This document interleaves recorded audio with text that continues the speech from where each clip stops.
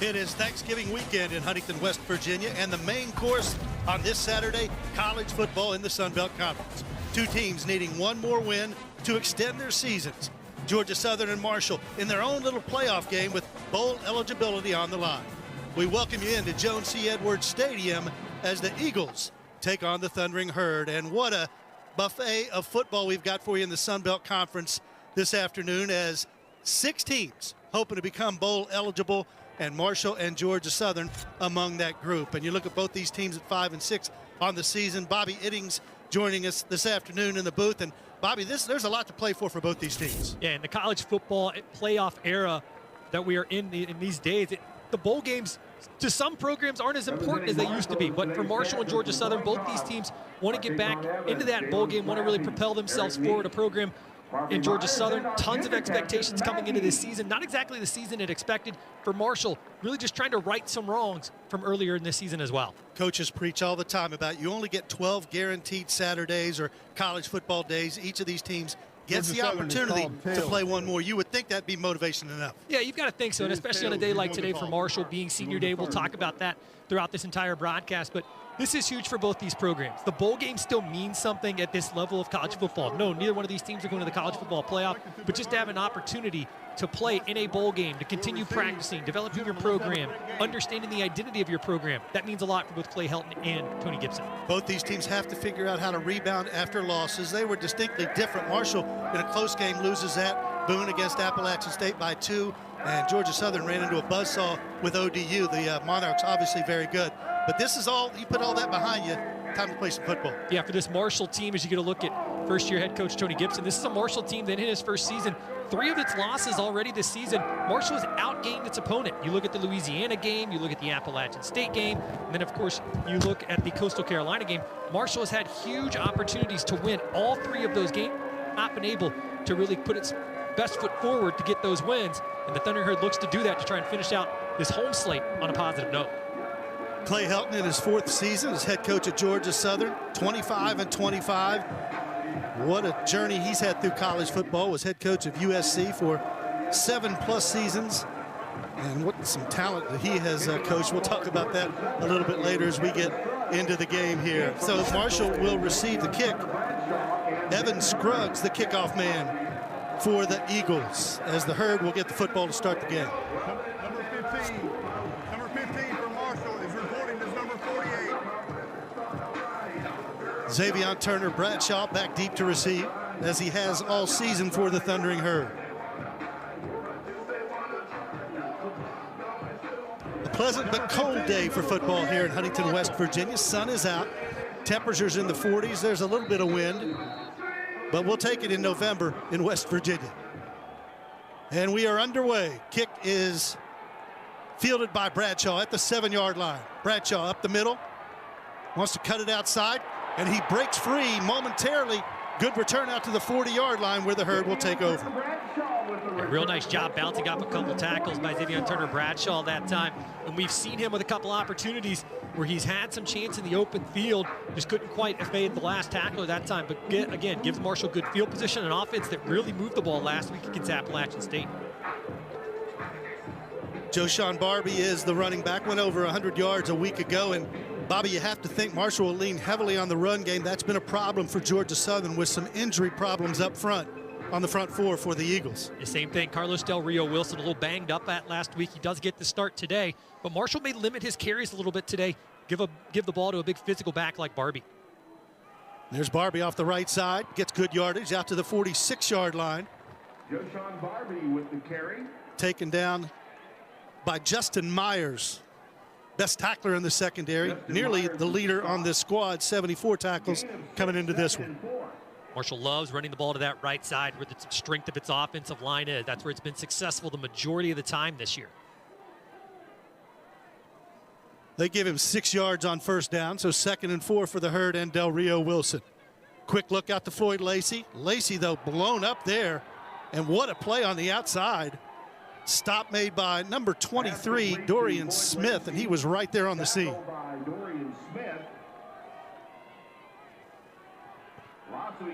It's not often you see Floyd Lacey in the open field, not be able to break free, but Smith made a great play on defense. So it's 3rd now and 6 after a loss of 2 yards there.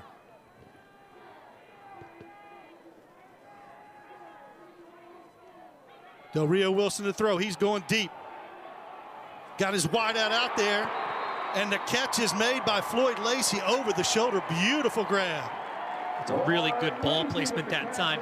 You throw it to the only spot where your man can get to it. You had 2 defenders on the inside of that. You throw it outside the numbers. Just a beautiful throw by Del Rio Wilson to the outside. That's really dropping it right in the basket. 32 yards on that one. Marshall going quickly. Couple of yards off the right side for the Thundering Herd. You say going quickly. They hadn't even had a chance to set the sticks on the far side. One thing to kind of pay attention to, Eric Meek slow to get up after that play. Marshall's kind of struggled with some rotation along that offensive line at times. You want to be able to see some consistency there as well, just to really set that run game pace. Gain of 3 on 1st down. And this time the give is to Barbie, and that one read perfectly. Stop made along the front line. Beautiful tackle by Davion Rhodes. His 6th tackle for loss on the season. Broke through the line and made the stop.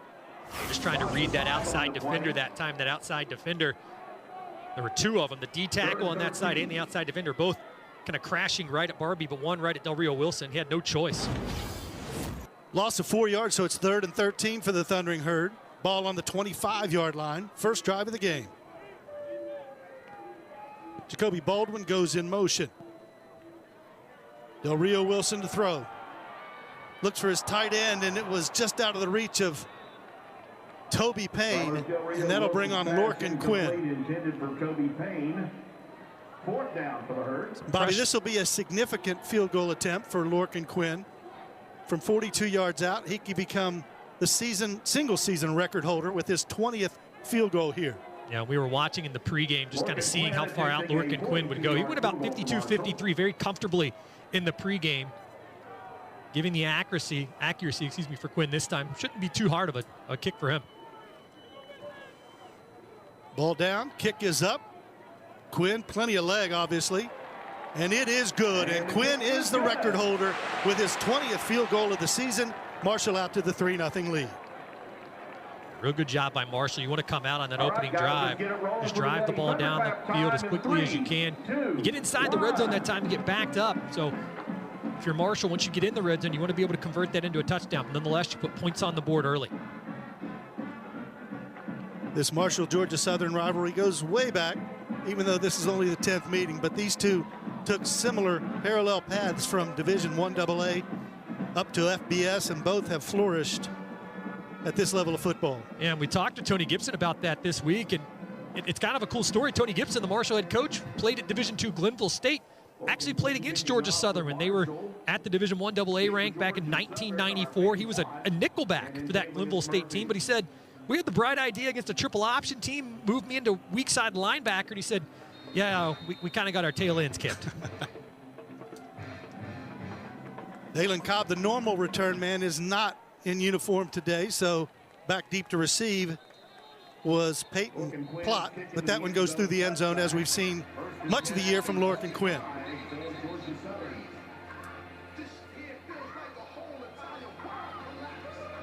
Some pushing and shoving after the play. One of the Georgia Southern specialists had lost his helmet there, so just something to keep an eye on. So we wanted to keep an eye on O.J. Arnold, the all-everything running back for Georgia Southern. Got banged up last week in that game against ODU, so he's not in the backfield right now. Number 35, Teo Todd, is the tailback alongside the quarterback, J.C. French.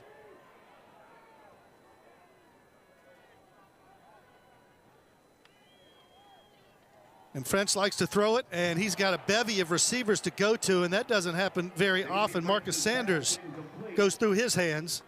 He's a weapon, as is number 0 today, Camden Brown. 2nd and 10 at the 25.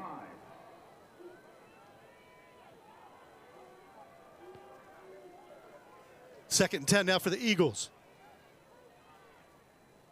Sanders now in motion. French wants to throw it again, and he's flushed out of the pocket, and he can run some. Slides out to the 37-yard line. Actually, 34 they're going to give him, so he'll be short of the first down by a yard. Marshall paying a lot of attention to the wheel route on the far side of the field, but that opened up this near side. Single coverage is what Marshall was applying, and that just opened up French to have some running room. Third down, yard to go.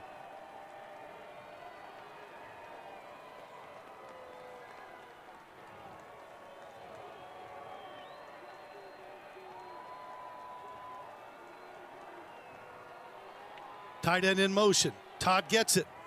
Met there, and I'm not sure. It looks like it may be just a little bit short. And they're going to mark him short, Bobby. Yeah, good penetration on the inside. Tyus Martin, one of the first people right there in the center of that. Marshall just pinching towards the middle of that offensive line of Georgia Southern and is able to slow down the Eagles. And Georgia Southern, no sign of a punt. Clay Helton going to roll the dice here. Why not? Although they are deep in their own territory, or they may try to draw the herd off sides.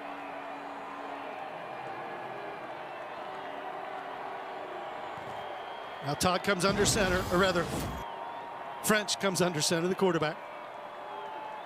I think drawing off sides is the exact scheme. Keith, I think you're right. Now he takes it over the tackle and makes good yardage, and the drive stays alive for the Eagles.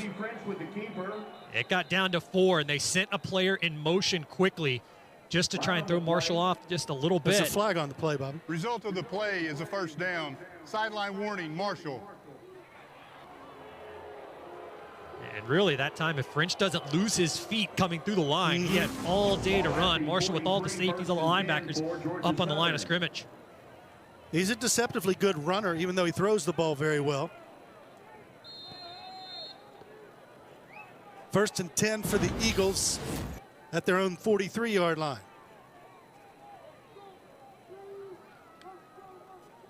French hangs on to it this time, wants to throw, and he's got some heat, but leaks it out of the backfield. That's Todd. He's got first down yardage over midfield into Marshall territory. We've talked a lot. We did talk a lot this week with Tony Gibson. Just asked about that 3-3-5 defense for Marshall. Just asking what he really pays attention to a lot. And he said, look, I try and pay attention to the line first, just because sometimes our linebackers are more often than not they're in the right spot. Sometimes our secondary can't run with the opposing players. He said, so really we need to make sure that that line gets pressure on the quarterback.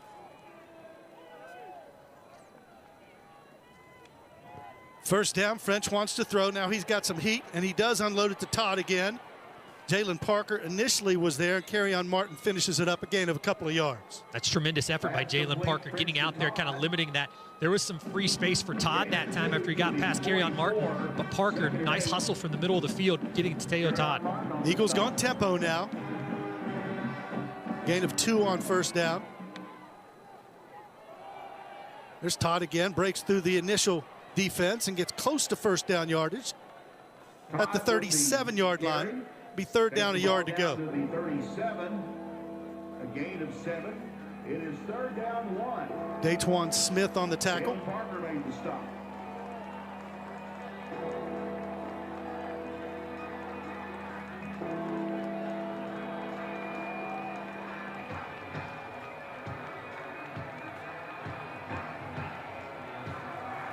Third and a yard. Empty backfield for French. French going to keep it himself. No, that's actually the Wildcat quarterback, Weston Bryan. They bring him in those packages, and he's a big 250-yarder, picks up the first down. Yeah, the big quarterback that time. You just bring in just a little bit of a heavier set quarterback, put him right through the middle of the line, and he forces his way across, gets the first down. And they really brought him in last week. A big running, or a couple weeks ago, big running back is essentially what he is, just taking the snap at quarterback. Still in there, number 9. Taylor Bradshaw goes in motion, sets up on the slot, and here comes Bryan to throw. Single coverage out there. He's got his man.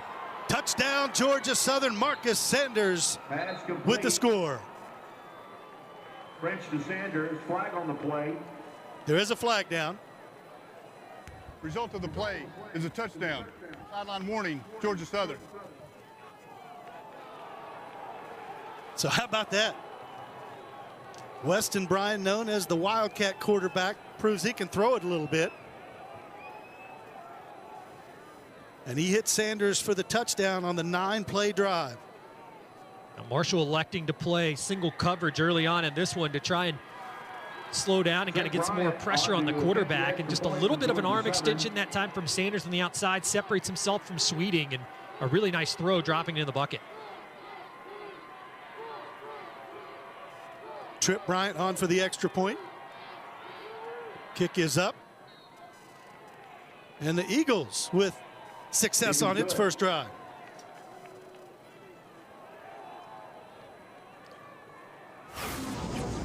Weston Bryant goes up top.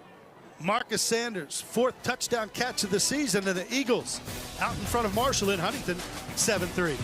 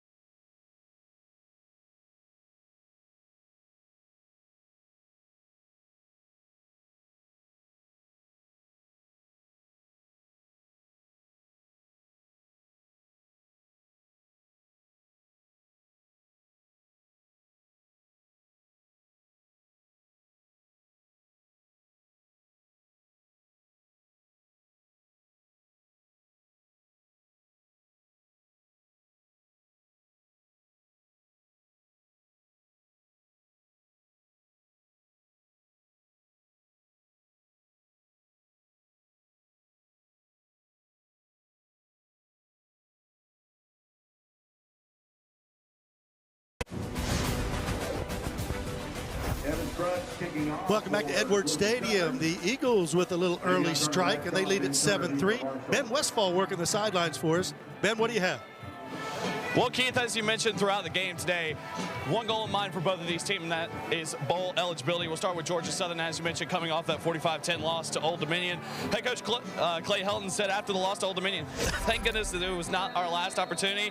Guys are ready to get bowl eligible. And he talked about that bowl eligibility. He mentioned the foundation of 3 words: toughness, discipline, and united. Looking forward for the next opportunity to try to get these seniors one last chance to leave their legacy at Georgia Southern. For Marshall, of course, senior day, 17 seniors. Only 3 of those seniors returned from last year. A lot of them transferring in from different schools. Gibson, in terms of reaching bowl eligibility, said, be the best you. He said that to the guys today. And, of course, the last time 2 teams met at the Joan, both 5 and 6, was in 2011. Marshall captured a win 34-27 in overtime to East Carolina. Of course, Marshall all-time against Georgia Southern leads the series 6-3 and 3-0 all-time here at the Joan. Back up to you guys in the booth.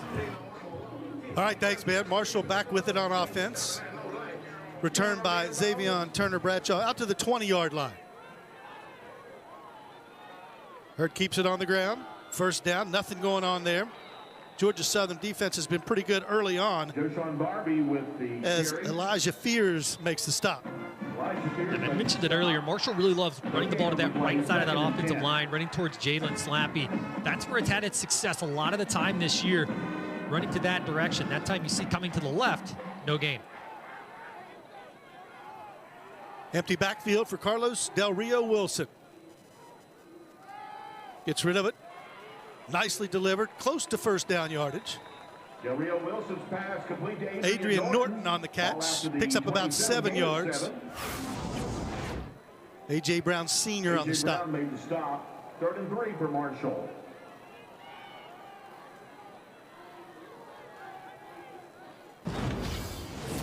Del Rio Wilson rolling the pocket, and he has to throw it quickly because he was getting heated up back there. Brandon Tyson, the linebacker, coming hard. So that's a good stop for Georgia Southern on defense, 3 and out. Yeah, I like the idea of rolling Del Rio Wilson to that right side of that offensive line. But the problem is on that back side, no one just at least chips that near side rusher, and the near side rusher catches up to him before really the entire route tree could develop.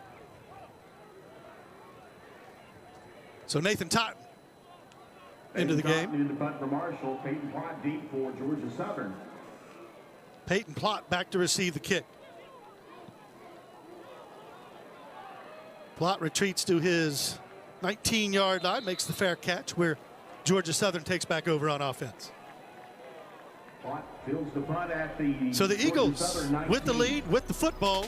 You're watching Sunbelt Football on ESPN+.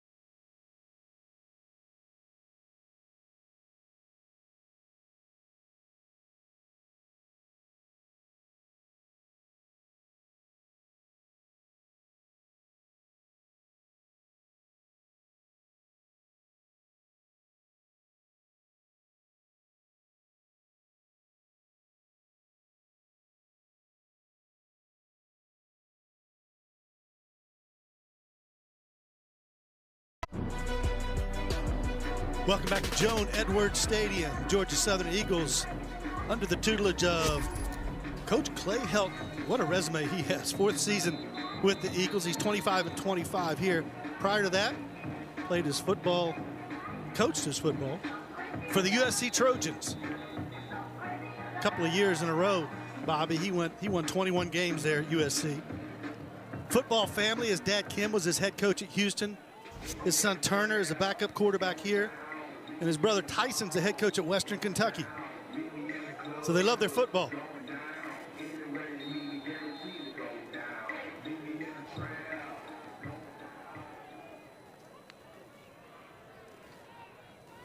Quarterback J.C. French back in the game. Bryce Baker now the tailback.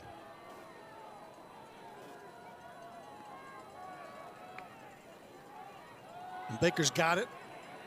Picks up about 3 yards, maybe 2 over the left side. Bryce Baker, the ball Big hole that time was open for that Georgia Southern offensive line. Really good job also by Cam Smith on the Marshall defensive side. He fills the hole, goes right to where the running back was supposed to be. Smith meeting Baker in the hole. Senior day for Cam Smith. You know, one of these Marshall seniors that wants to go out on a positive note.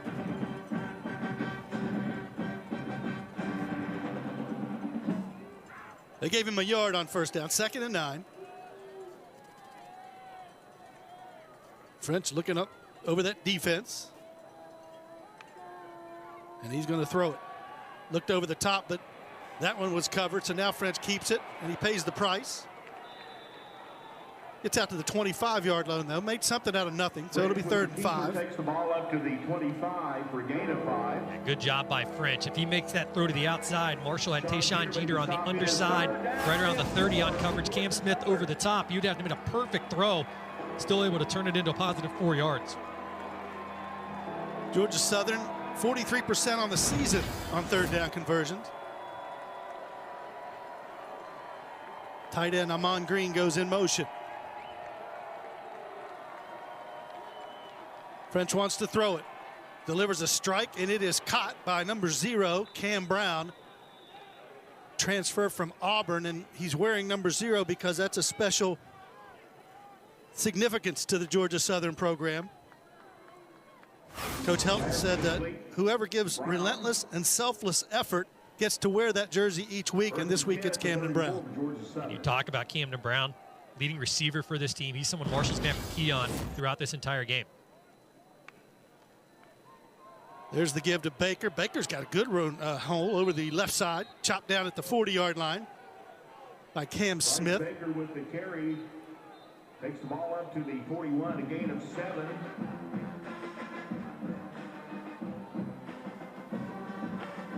Talking about Camden Brown, he leads the Sun Belt in touchdown catches with 12. Second nationally. Gain of 7 on 1st down. French wants to throw the other way, and a little miscommunication there with his wideout Marcus Sanders. Yeah, an option route for Sanders that time. He read man-to-man coverage, and French expected him to run the curl to the outside, which would have been open for pretty much a 1st down at that point. But it's an opportunity there. 2nd and short gives you a chance. If you want to throw the ball deep, you can. French was opting just for a 1st down. Just miscommunication between Sanders and his quarterback. So it's 3rd and 3 for the Eagles, trying to keep this drive alive.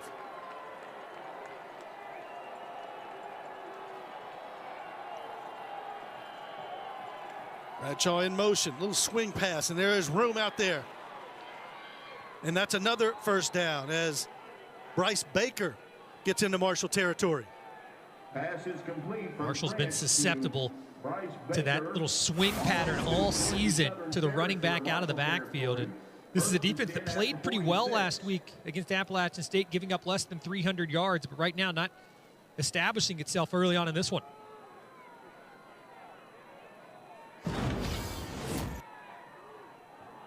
French on 1st down, now in Marshall territory from the 46. Tight end in motion. Baker gets it again up the middle. More good yardage. Another 1st down for Georgia Southern down to the 35-yard line. Dayton Smith on the tackle, but right now Georgia Southern's offense, Bobby, getting the job done. Yeah, Georgia Southern just gashing this Marshall defensive front right now. The 3-down linemen struggling for Marshall along the front. At some point, you have to put somebody up on the line a little bit more, but then Georgia Southern's throwing the ball over top of it as well. French drops to throw over the middle. He's looking for Brown. It is knocked away. Nice play defensively out there by Marshall's Tayshawn Jeter. Yeah, great job by Jeter. Sophomore from Winston-Salem. He just goes up, kind of gets the hand in there, interferes with the ability to catch the ball. And again, this is just a really good hand battle between Brown and Jeter. No pass interference there on either side. And really, Brown had a step on Jeter. You put that ball further towards maybe the first A and Marshall in the end zone, and he's going to walk right under that one. Needs 108 yards receiving today to break the Georgia Southern single season record. 2nd and 10 from the 35. French wants to throw again. He's had a pretty good pocket. This time he is shut down by the defense. After a gain of a couple of yards, Tyus Martin was there. Gets down to about the 30. Aquan Crowder getting in and just getting J.C. French off of his platform that he wanted to be that time. Just that little tiny bit of pressure upsets this Georgia Southern play that time. Eagles 3 of 4 on 3rd down thus far. Big one here.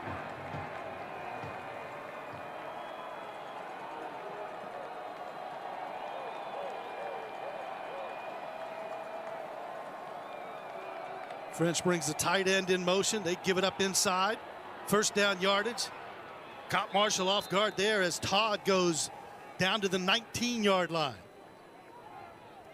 All Georgia Southern's doing right now is if Marshall on that three-man front, they're just basically going to where that three-man front isn't. They're trusting that that offensive line can push Marshall out of the way just enough to open up a hole, and then the linebackers aren't filling those holes.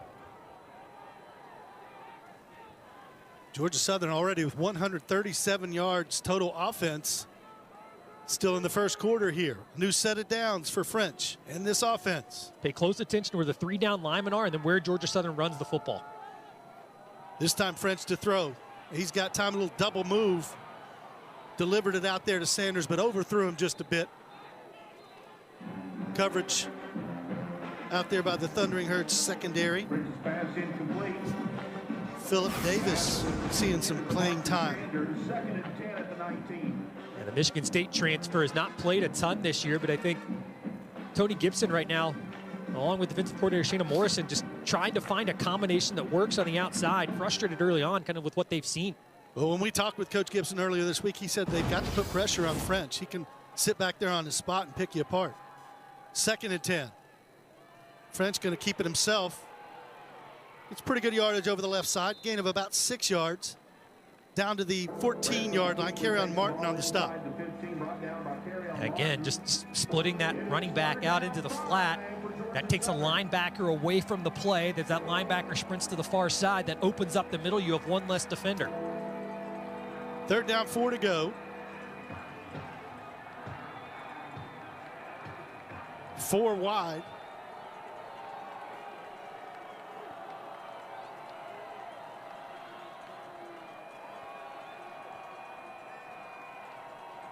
French, a quick look.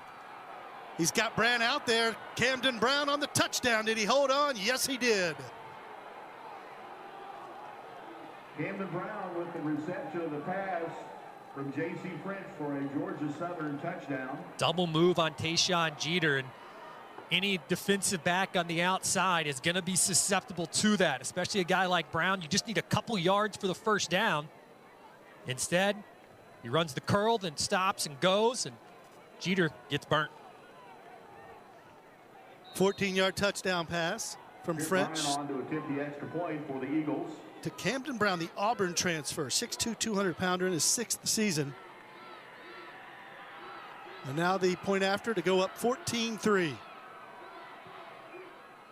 And so the Eagles couldn't have scripted it any better to start this one out, as they take the lead on the Thundering Herd. The pass game working, the run game working, and the Herd trying to figure it out. But right now, J.C. French and the Eagles on target. Back to Huntington after this.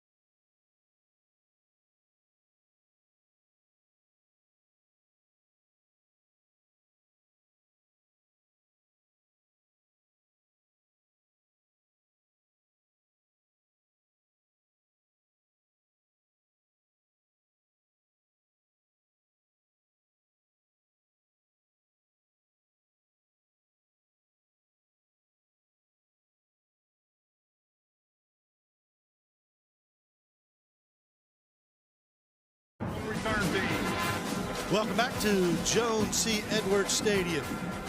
As the Georgia Southern Eagles sent a little message early here with a 14-3 lead on the Thundering Herd. And right now, Georgia Southern just challenging these Marshall defensive backs specifically, and Marshall defensive backs just not up to the test. Xavier Turner Bradshaw will field it. He's got a little hole, busts it outside. Bradshaw out over the 40-yard line. Nice return for the Herd. Puts him in pretty good field position. Talked about that after the first kick return. Just a step away has been Turner Bradshaw a couple times, just to give Marshall a little bit of momentum, and the Herd needs the help after that first 7-yard run by Joshawn Barbie on its first possession, first play really. It's been 4 rushes, for Barbie for -3 yards since then. Just 43 yards of offense so far for the Herd. 156 for Georgia Southern.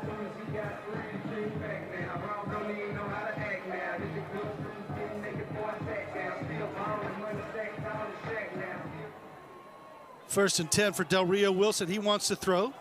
Moved out of the pocket. Now he's just got to get rid of it.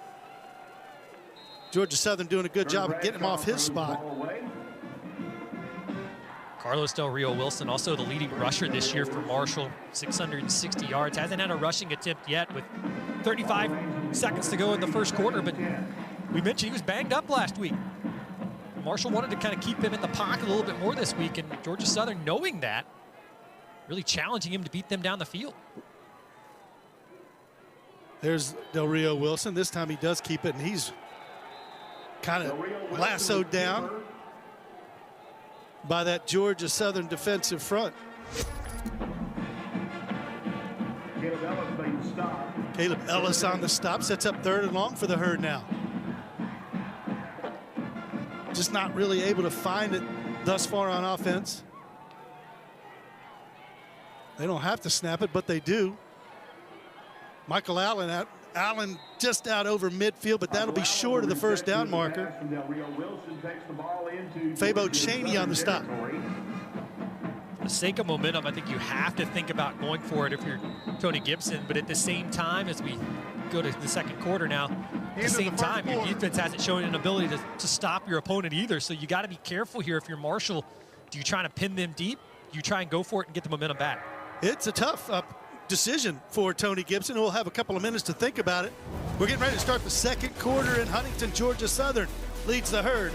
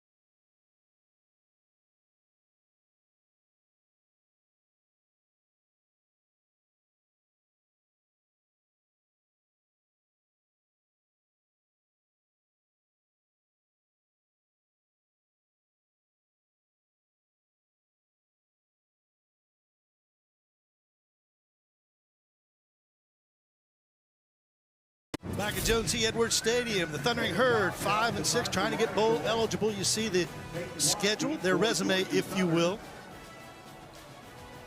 A couple of big wins there against ODU and Texas State, then a tough loss at Coastal and James Madison.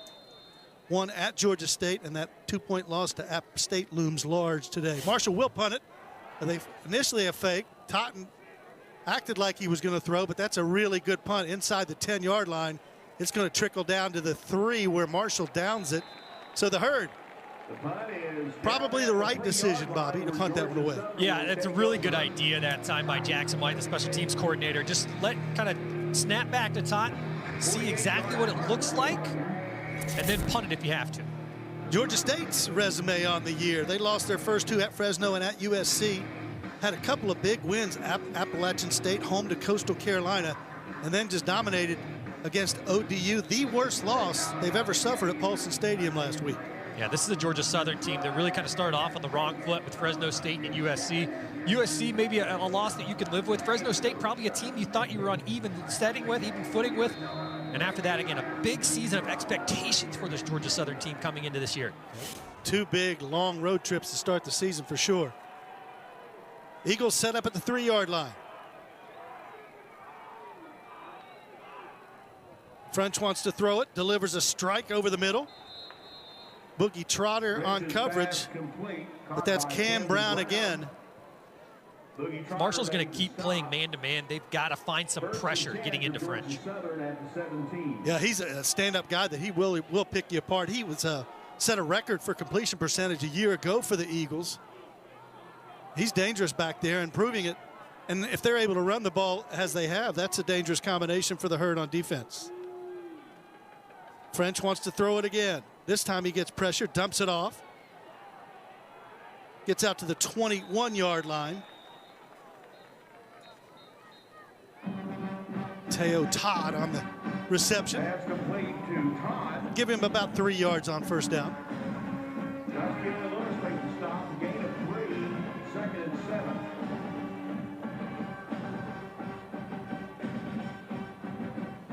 Second down, 7 to go for the Eagles. Picked second in the Sun Belt East preseason poll. French wants to throw again, finds his receiver. Hamon Green, the tight end, gets out past the 30-yard line to the 32. So French just kind of dicing them apart right now. 7 of 11, 66 yards passing. 10 for Georgia Southern at the 32. Jalen Marshall made the stop. Already 11 first downs for Georgia Southern. French, all kinds of time again. Now he's been flushed and just throws it to the Marshall bench. The last thing you want to see, Naquan Crowder down behind the play for Marshall, and just, again, another defensive lineman that has been really crucial at all times to this Marshall team. Timeout Last thing you want to lose is a lineman that has at least established some pressure at times in this one. Both these defensive lines have had trouble with injuries. 6 Eagles on the defensive line are listed as out. And then for Marshall, as you mentioned, Crowder here lunging at French.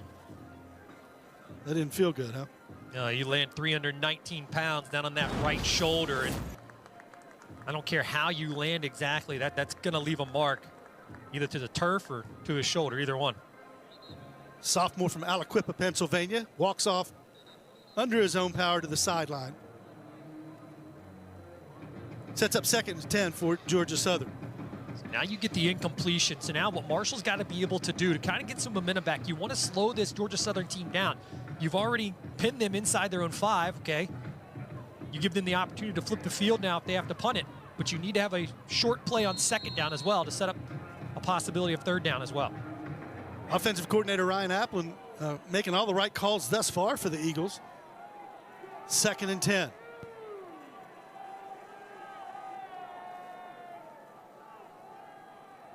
Three wide. Give is inside. Out to the 35-yard line. Todd with the That's Todd again on the carry. So another 3rd down. You know Tony Gibson wants to get his team off the field here on 3rd down. Big play here for Marshall's defense and for Georgia Southern on offense. Now Marshall may dial up some pressure here. If you're going to go man-to-man on the outside like Marshall has, you've got to get some pressure on the quarterback. 5 of 6 on third down conversions thus far. Dangerous Brown goes in motion. French to throw.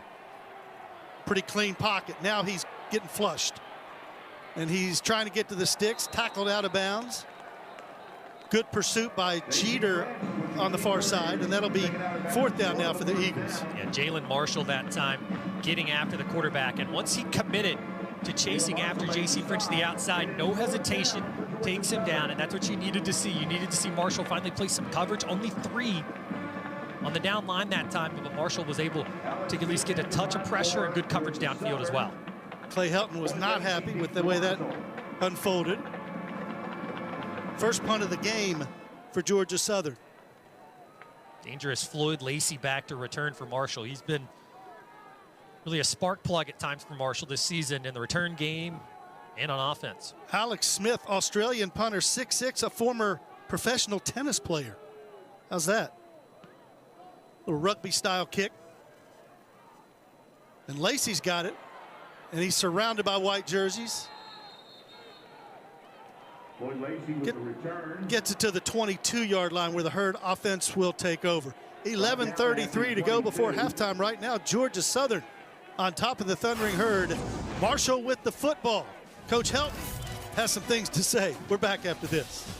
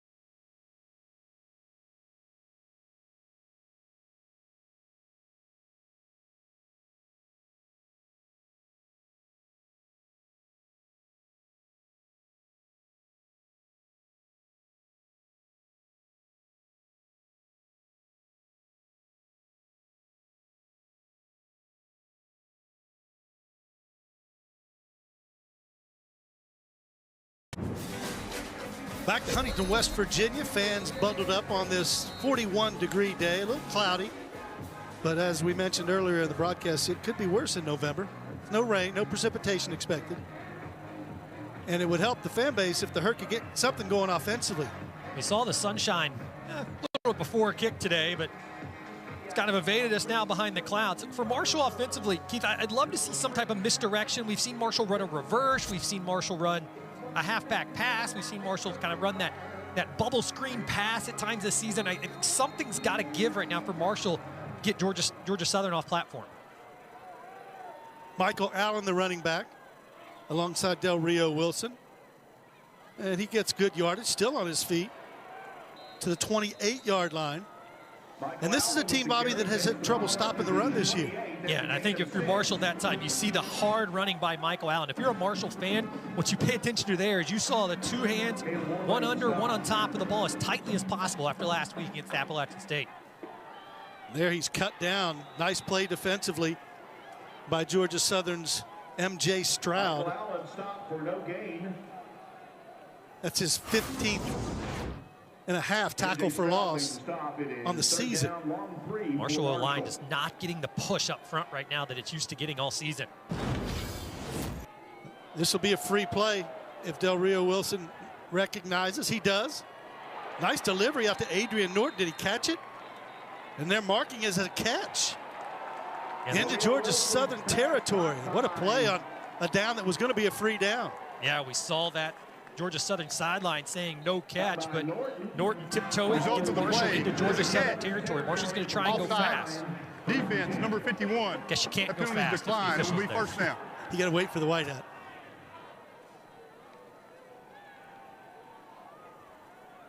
Yeah, they had jumped early, and so Del Rio Wilson knew it was a free play and went up to Adrian Norton. And Norton did a nice job of bringing that one down. His 20th catch of the season. Whistles will blow this one dead. It's a pretty delayed call, but looks like it's going to be a false start on Marshall. False start. Offense, number 59. 5-yard penalty.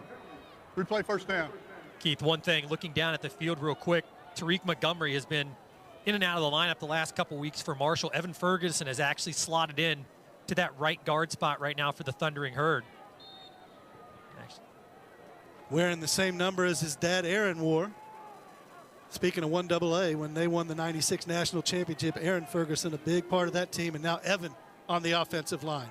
Del Rio Wilson, nice grab by Adrian Norton down to the 27-yard line, so that gets the crowd going. And Norton's starting to heat up. Yeah, some great play action that time. Again, you bring those linebackers up a little bit. Those linebackers really shooting the gaps on that Marshall offensive line. You bring the linebackers up, that frees it up about 12 yards down the field, and a great route that time by Norton, a guy that Marshall really needs to get going here. Again, transfer from Akron, had a huge year at Akron. Hasn't quite had the same level of success yet at Marshall. Second team All Mid-American Conference last year as Allen takes it up over the left side, gets good yardage down to the 24-yard line. Dorian Smith on the tackle. So Marshall's best offensive possession so far this game has them in Georgia Southern territory at the 24, 2nd and 5.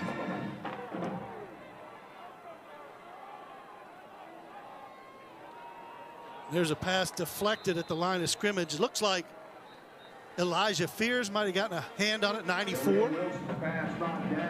Or maybe MJ Stroud, one of them got it.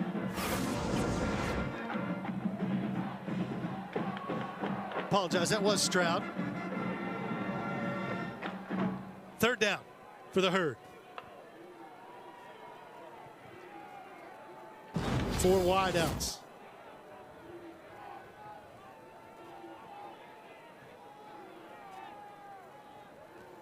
Del Rio Wilson, a little check with me here with 6 seconds on the play clock. Wants to throw, and it is intercepted. Ball was tipped, and it's picked off in the secondary. And how about that? Aiden Jackson on the interception.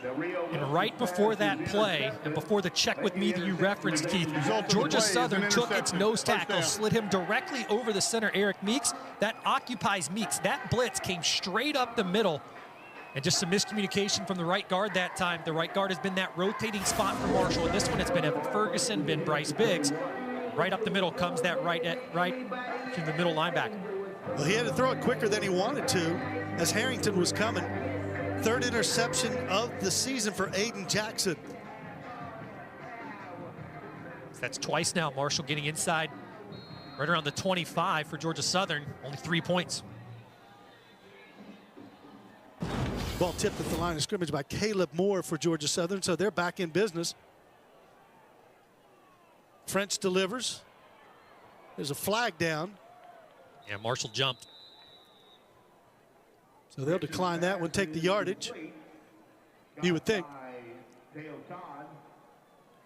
Teo Todd on the catch there for Georgia Southern. Offside. Defense, number 5. Penalties decline. Be second down. Gain of 8 on the play to the 29, 2nd and 2.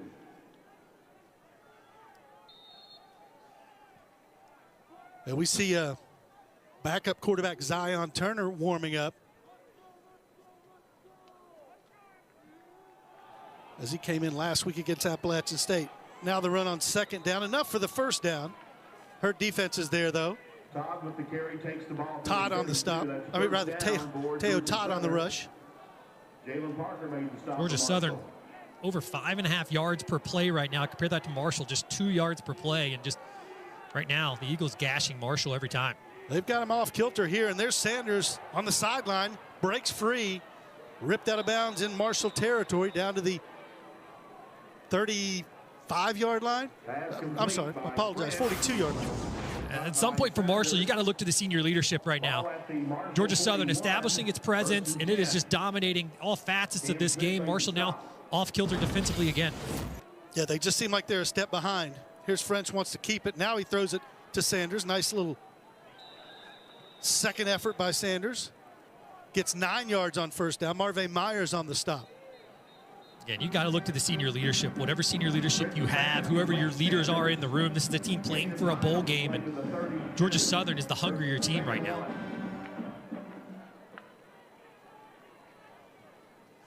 Already with 239 yards total offense with 8 minutes to go before halftime here. They've pretty much done what they wanted.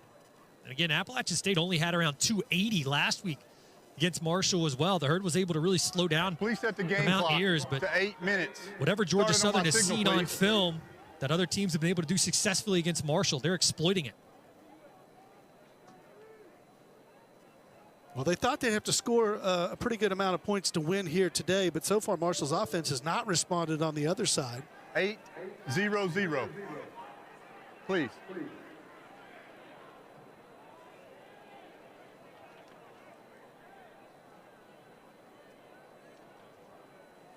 So Jeremy Parker asking for a time adjustment on the scoreboard. And there's some issue right now. The game clock is not working on the scoreboard. And there is no scoreboard to see Correct. what To see time the game clock. is left. Yeah.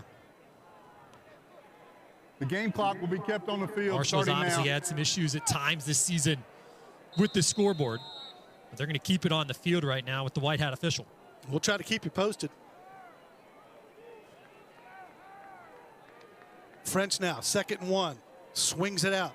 That's Bradshaw. He gets first down yardage. Hit hard by Kerryon Martin and Tayshawn Jeter. But another first down. Again, it's got to be a win for Marshall. If you can slow down this Georgia Southern offense just enough to force a field goal here, as it's first down, so you got a little ways to go, but Marshall's got to swing the momentum at some point if you want to have a chance in this game.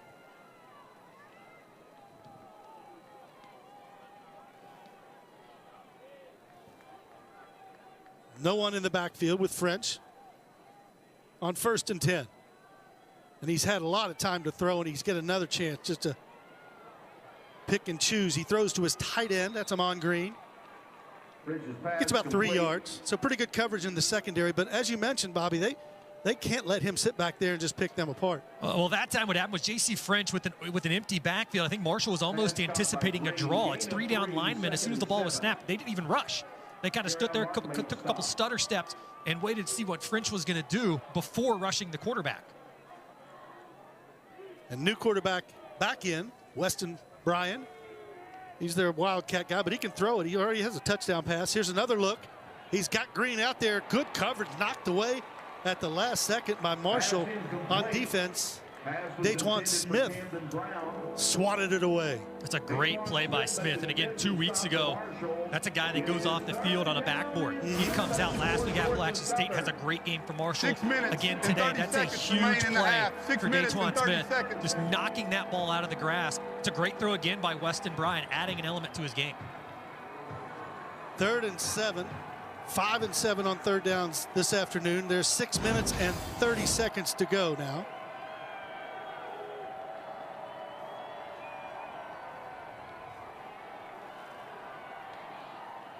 French looks like he wants to run this one, and he brings it up in there, but he's going to be short of the first down. Down to the 23. They got to get to the 20 to keep the drive alive. And you wonder if Clay Helton's going to say, let's do it. Let's go. Yeah, there's no harm right now to try and push the envelope and go for it. Weston Bryan's going to come back on, your big quarterback at 250 pounds. You're going to go heavy here, and What you want to be careful of if you're Marshall is really committing too many to the inside, and you're going to have to really rely on your outside corners. Looks like it's going to be J.D. McKnight and Boogie Trotter to play that man-to-man tough coverage. 4th down, 3 yards to go. Bryce Baker is the tailback. Whistles stop this one. Timeout. Georgia Southern, first charge of the half. Eagles going to take their first timeout. So Georgia Southern, 4th and 3, threatening again as they lead the Thundering Herd, 14-3 in Huntington. Remaining in the half. 5 minutes and 46 seconds remain in the half.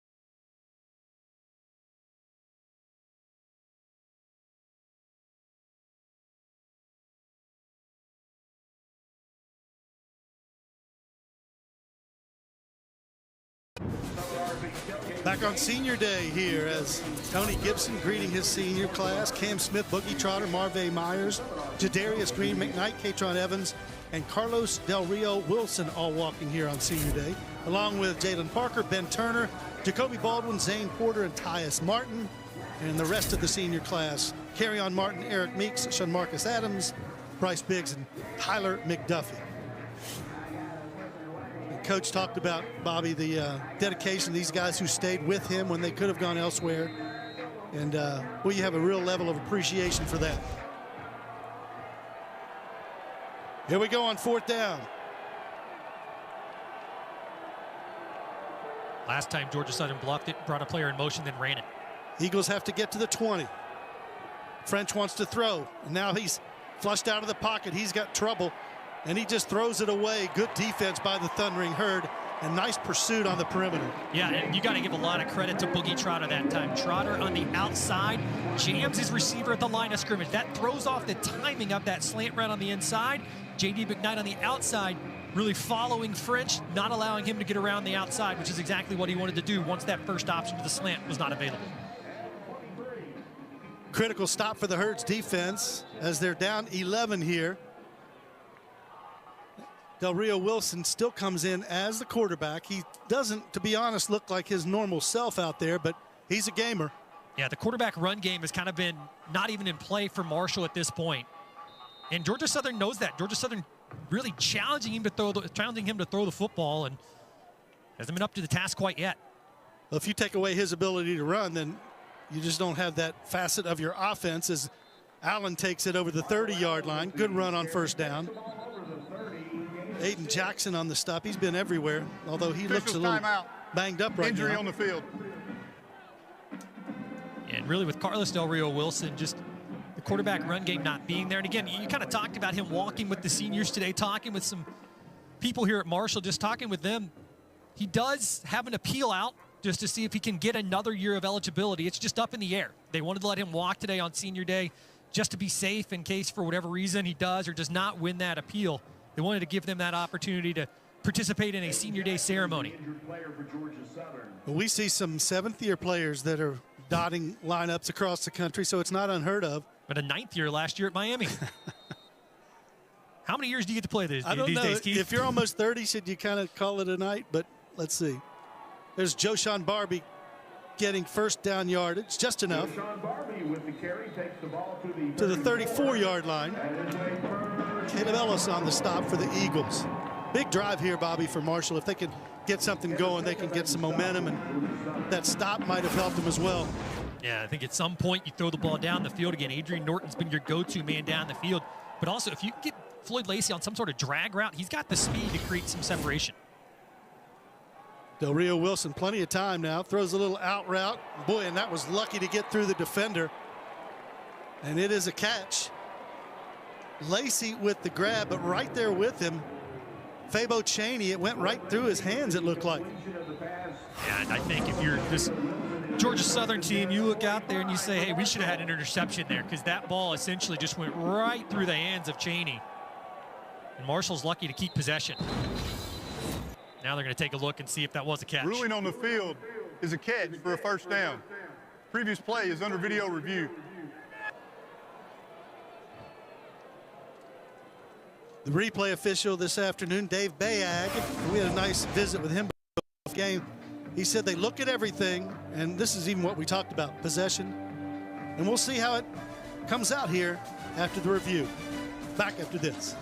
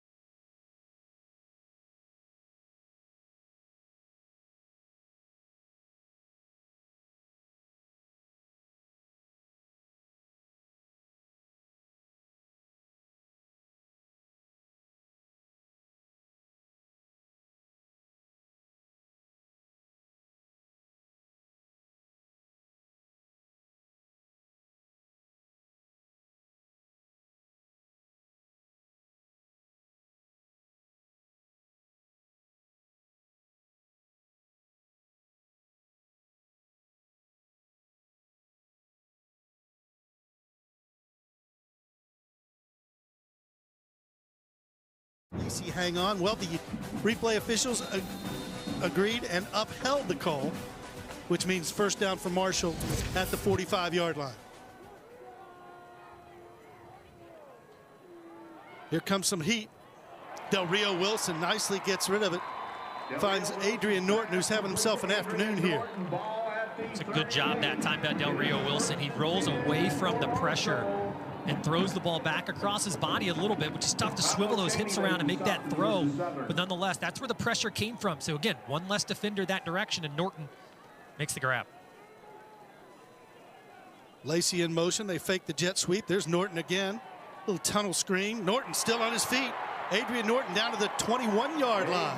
Does that look familiar, Keith? We've seen that before this year for Marshall, where Adrian Norton fights through tackles and just finds himself basically showing up on the other side of a whole host of players. And again, this is a spot for Marshall right down there on the 20, the third different time. Need a touchdown at some point. Del Rio Wilson orchestrating the offense pretty efficiently this drive.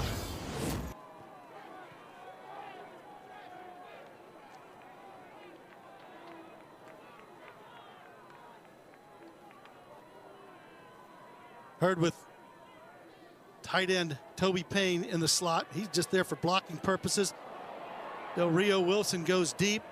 Lacey went short, and that's incomplete. Not sure what the signals were that time, but as soon as Marshall changed the play at the line of scrimmage, Georgia Southern picked up on something formationally that Marshall had done, maybe a cadence, maybe just a hot read from Del Rio Wilson. But as soon as they heard that, you saw Georgia Southern reacting.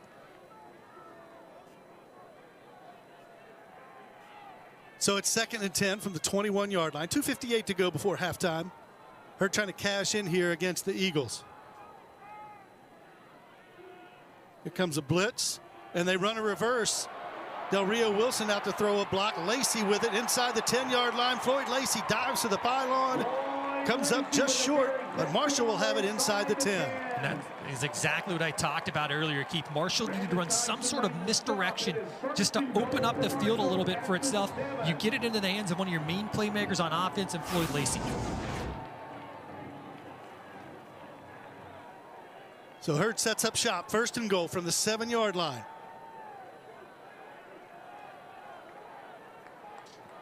Run at least one play here before the 2-minute timeout. Don't call it the 2-minute warning.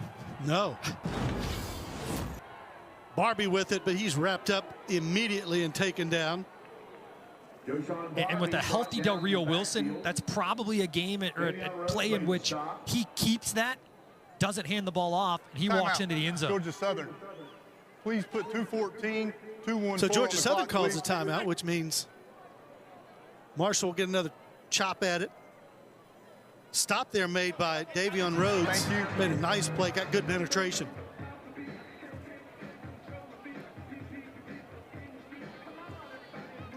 So again, this is a huge possession. You mentioned it, Keith, for Marshall. Just for momentum, just for the sake of momentum right now for this Marshall team. You want to be able to put the ball in the end zone, see that you can actually get across that white line, get to pay dirt, because it's just a mental thing right now for Marshall. You've obviously started slow in this one. You've given up almost 250 yards in this first half. You don't want to be able to put yourself behind the 8 ball too much further. You want to get yourself back into this game, and really if you're Tony Gibson and you're able to go in with just a 4-point deficit, and again, there's still a lot of time to go before the half, but if you can go in just on that right foot, you're going to feel a little bit better. Well, and credit Rod Smith, offensive coordinator this drive. He's had to do some different things to move the football. Marshall still hasn't really been able to run it effectively on the Eagles, just 41 yards rushing. But now things tighten up here inside the 10-yard line.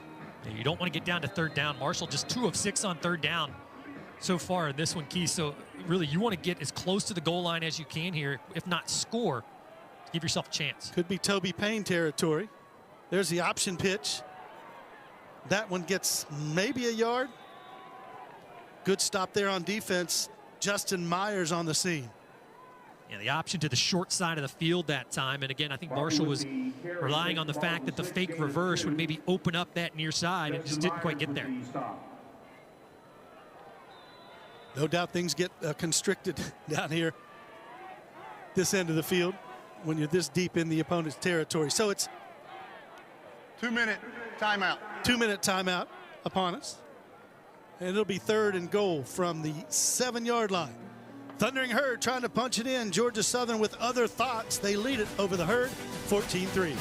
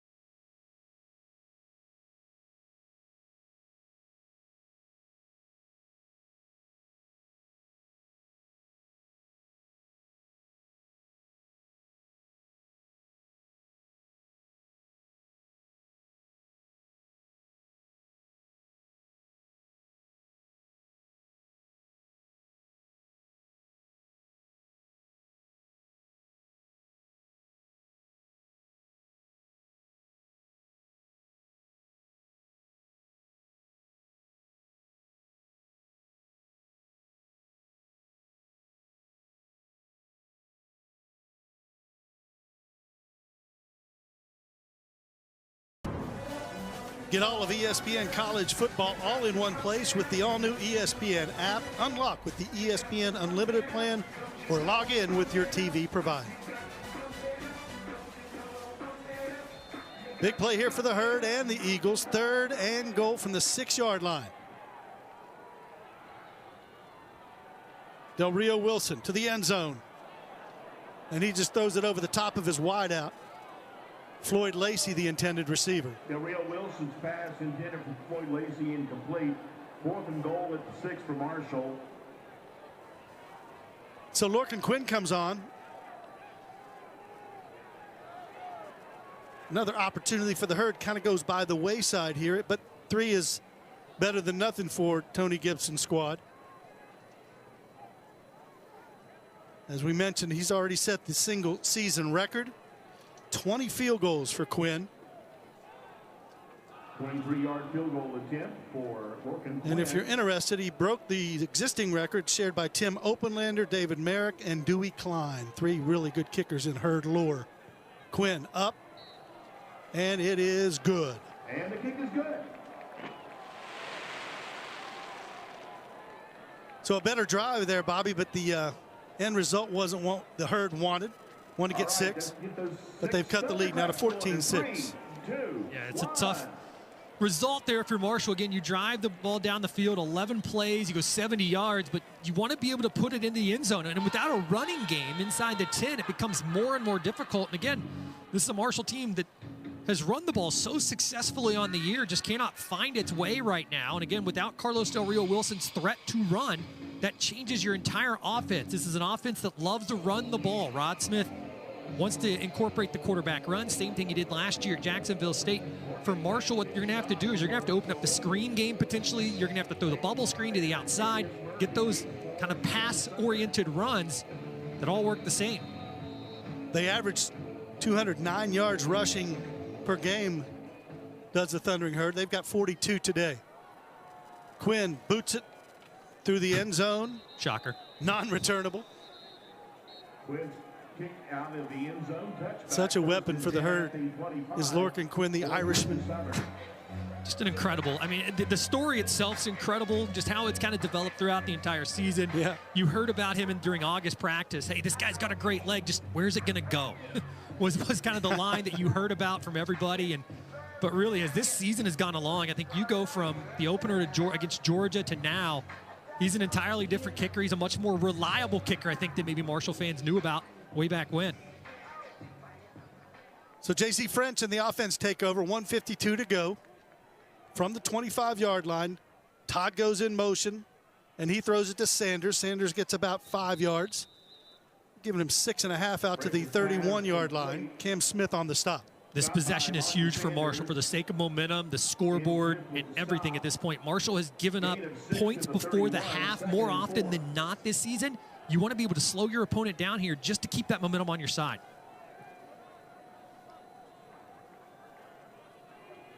Herd guy with all 3 timeouts remaining. Amon Green goes in motion, the tight end.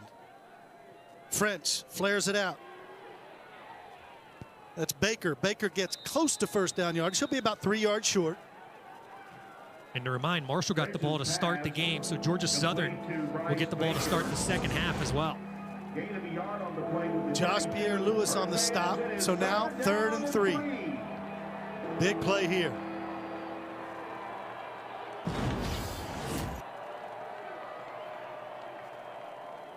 French wants to throw. He's got some time now. He just tucks it up, runs for first down yardage out to the 39-yard line. Every single time J.C. French gets any amount of pressure, if there's nobody in the center of the field, he just takes off up the middle, gains what he can, or he dumps it off to a running back. It's real simple. He still wants more over the middle, finds his wideout. That's Cam Brown. Brown still with the football down to the 30-yard line, 32-yard line before he's stopped by the Thundering Herd. Camden Brown with the reception of the French pass takes the ball into Marshall territory. Ball at the 30. Ryan Applin in this offense not satisfied to sit and let the clock go before halftime. They're going after it. Going to push near 300 yards in this first half. French to the sideline. It's Brown again. He just overthrew him. He was open. French's pass incomplete. And right now, if you watch, when Boogie Trotter's on the field, whoever Boogie Trotter has coverage on, Georgia Southern's not really challenging Boogie Trotter. They're challenging Daryl Sweeting, Marvay Myers. They're challenging Tayshawn Jeter and really pushing this Marshall defense to the brink. Well, Brown will challenge just about anybody that he goes up against. Very talented. Had 3 touchdown catches in that game against Coastal Carolina, all from different quarterbacks.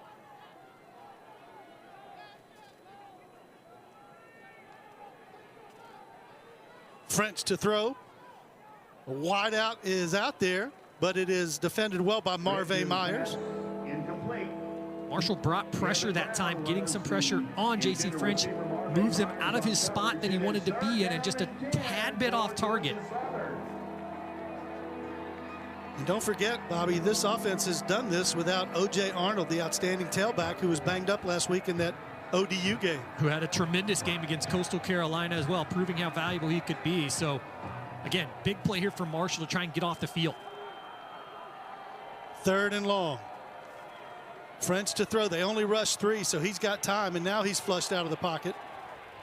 Cut down there by Boogie Trotter, well short of the first down. J.C. French gets a yard. Be a 49-yard field goal attempt if they decide to do so. Jabril Alameen made the stop for Marshall. It is 4th down and 9. Clock still running. Marshall's going to take all 3 timeouts to the locker room here, even though that Georgia Southern gets the ball to start the second half. I think that tells you just kind of where Marshall's confidence level is right now with his offense. Timeout. Timeout. So you got to believe the Eagles are going to try a field goal 30 here, seconds and wait. which would be 48 yards. Trip Bryant's long this year is 46.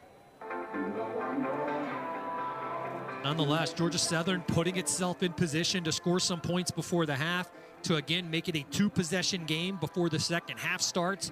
And then the Eagles have a chance to even extend their lead further. And, again, if you're a Marshall fan, if you're a Marshall player, you got to dig deep at some point. You've obviously had one of your halves this year that you don't want to remember, you don't want to talk about. So for Marshall, you've got to go into that locker room. You've got to figure out something that's going to slow down Georgia Southern. 292 yards right now, Keith. And Marshall wants to be able to slow down this field goal attempt. But as you mentioned, Bryant's got the leg.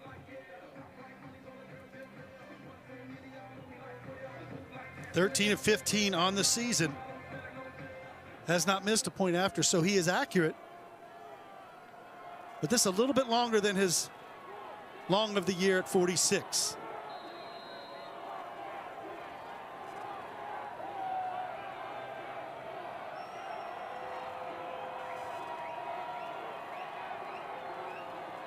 Snap down, kick up. It is short, and so it was a little out of his range. So really, Bobby, after 292 yards of total offense, Marshall really can kind of take a deep breath and go to the locker room having given up 14 points, which is more than they'd like, but they're still in this ball game. Yeah, you're fortunate if you're Marshall to only give up 14 points and almost give up 300 yards. The defense really steadied itself late. Let's go down to Ben Westfall with Coach Helton. Coach, so far that defense of yours has really limited that Marshall rushing attack, only 42 yards rushing. What have you liked from them today? Well, really, it's been bend but don't break. They've created a turnover and then getting 2 stops that end up in field goals is really important. Offensively, just need to finish in the red zone. We missed a 4th and 3 opportunity in man coverage and then just missed that field goal. We get the ball back in the second half right off the bat. Need to go put some points on the board. Offense has stalled a little bit, but those first 2 drives really captivating, and J.C. French has played well out there. What have you liked from the offensive side? Yeah, definitely. We've hooked up with our stars, Cam Brown and Marcus Sanders for 2 touchdowns right now, and then just in the second quarter didn't finish those 2 drives, which we need to against a good Marshall offense. What's the message to the locker room going into the second half? Compete like heck, and let's go win the second half. Coach, thank you. Best of luck. Back to you guys in the booth. Thank you, Ben. Thanks to Coach Helton as his Georgia Southern Eagles lead it over Marshall's Thundering Herd. We're at halftime in Huntington, West Virginia. You're watching Sun Belt Conference football on ESPN+.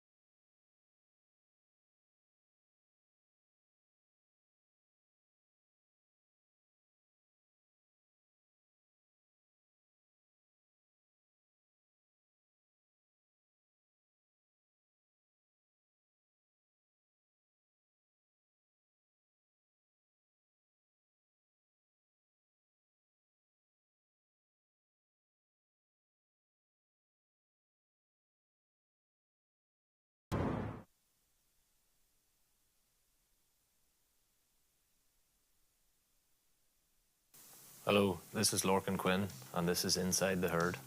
So this started for me, it's over a year ago now. I entered a competition back home with Leader Kicking, and back then it was just as innocent as trying to win tickets to an NFL game. So went to the competition, done well, didn't win it unfortunately, but the coach tag leader of Leader Kicking, he saw something in me, and me along with another group of lads, he basically got to work with us, and he's like, there's opportunities here for you lads over in America. So back then I was thinking, you know, is there really anything I can do this? And like a year on now, I'm sitting here, so you know, it's kind of just all got real now. So yeah, basically everything coming over here was a first, you know, with all the gear in the locker room, from the loop. I didn't even know how the loop worked. Had to get teammates to help me put my pads on and, you know, things like that there. So essentially everything's a first, and looking back now, I'm happy with a lot of the things that I have got, like, incoming here. Like, first ever field goal attempt was 50 yards. If you had told me I was going to get that, I would have pulled your arm off to take that opportunity. So I'm really happy with the way a lot of things have went. Yeah, and the fact that he held, essentially he's directly in the middle of that operation, so he knows what he wants from the long snappers, from the kickers, and he's the man in the middle. And like, I'm just going to guess that he's passed a lot of knowledge on the top, because the top is a phenomenal holder of the ball, so I could only guess that he's give him, you know, a lot of pointers there. And I believe Coach White was a great holder in his time, so yeah, massive that he's actually been there, the man in the middle. I'm not sure in terms of like specialist coaches how many of them have actually played a role, so that's huge for us. Yeah, the ceremony just showed how like everyone here in the town is so, like, the football is such a huge part of it, and like, you know, the ceremony gave me goosebumps to show how much people actually care about this football program and the 75, and like the huge turnout just goes to show how much the people do care about that. So it was a really nice, special day.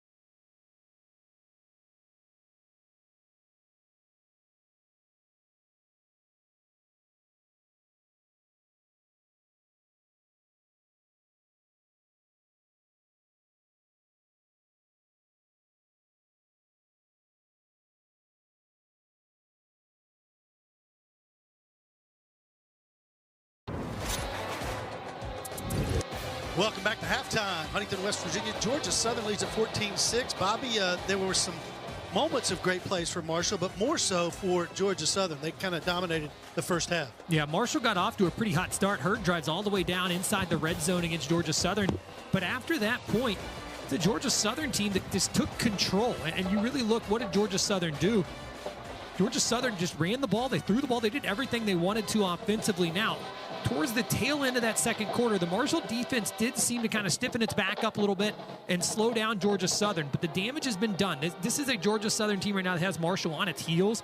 Both teams fighting for bowl eligibility. And again, right now, Georgia Southern has seemed like the hungrier team in the first half. But nonetheless, Marshall able to keep it down to a one-possession game as we head to the half. And for the Marshall side, as you get a look at Carlos Del Rio Wilson completing a pass to Adrian Norton, the quarterback run game just isn't there. And it's been a big piece of this Marshall offense all season. What does Marshall do about that? If you keep Carlos Del Rio Wilson in the ball game, you're going to have to find that run game somehow. Do you just continue the traditional run game up the middle? Do you throw the bubble screen? Do you throw the halfback screen? More misdirection, which is what we saw at the tail end of the first half as well. We'll see. Rod Smith has got his hands full here to see exactly how he wants to go about coaching in this second half. But the long and short of it, Bobby, is you got to feel fortunate if you're Marshall to be down only 8 points. As we mentioned, Georgia Southern sort of had its way. They missed the field goal there at the end of the half, had an opportunity in the red zone they didn't take advantage of.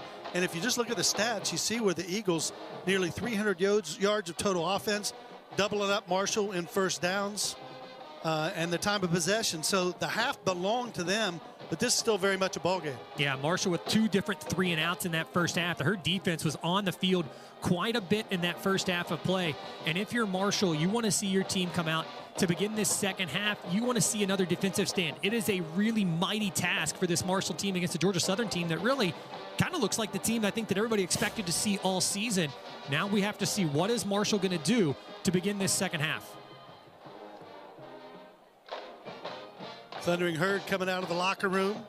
Again, they'll be on defense first to start the half.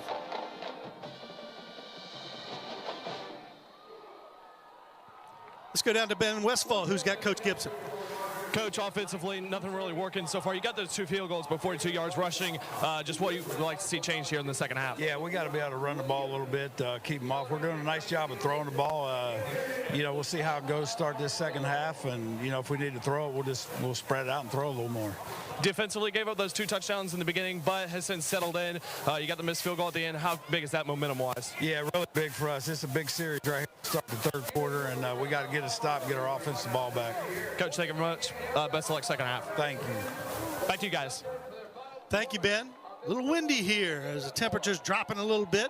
It is the Thanksgiving weekend. Herd trails 14-6. We're back after this.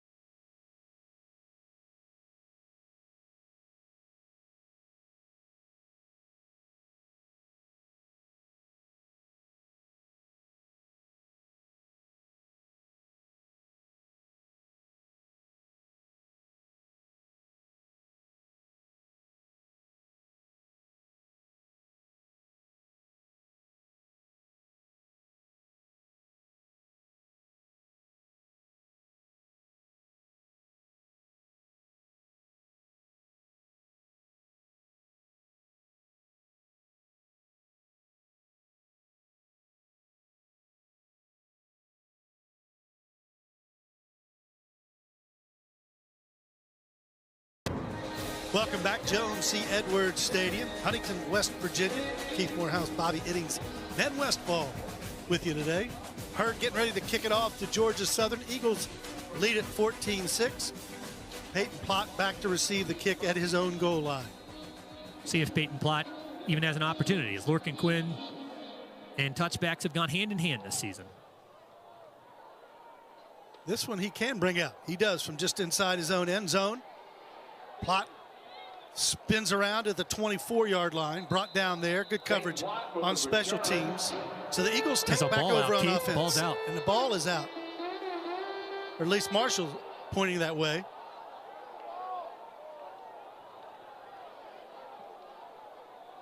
No signal from the referee.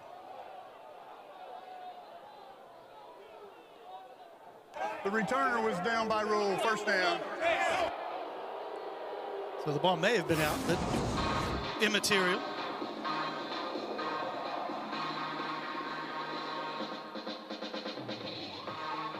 Hard to see where it does come out, but Plott was down, so it'll be first down for Georgia Southern, 24-yard line.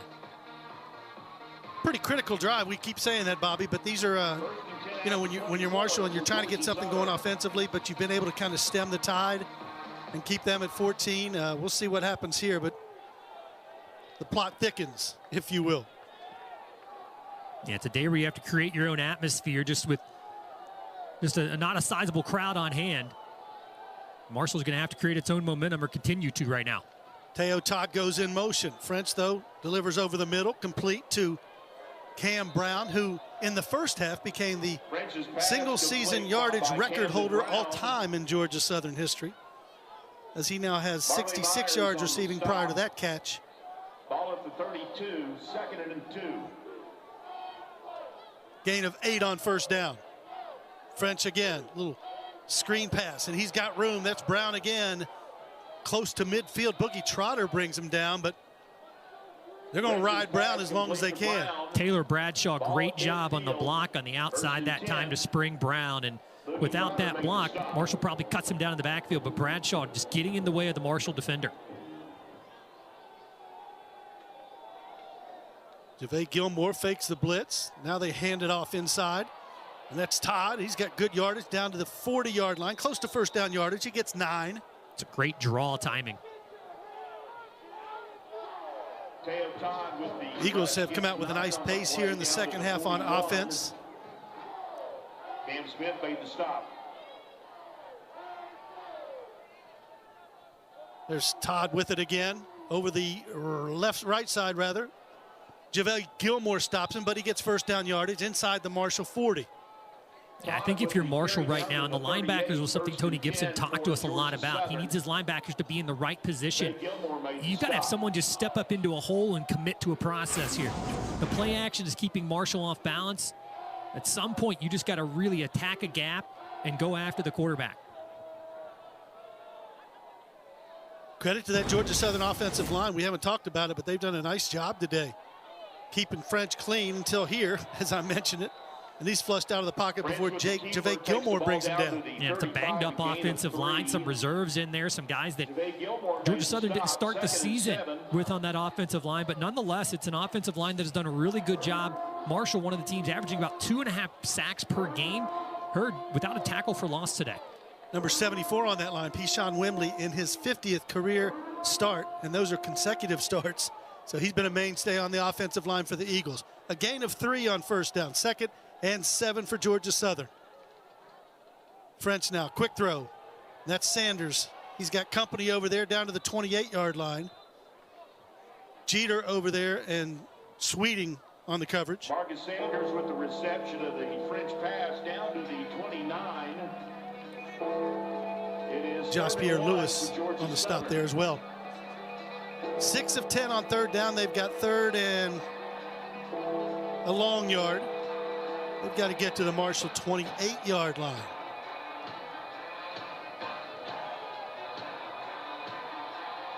French with an empty backfield. He's been running quarterback draw a lot this game. We'll see if he does it here. No, he just swings it out to his favorite target, Cam Brown. First down yardage to the 24, 23, still on his feet.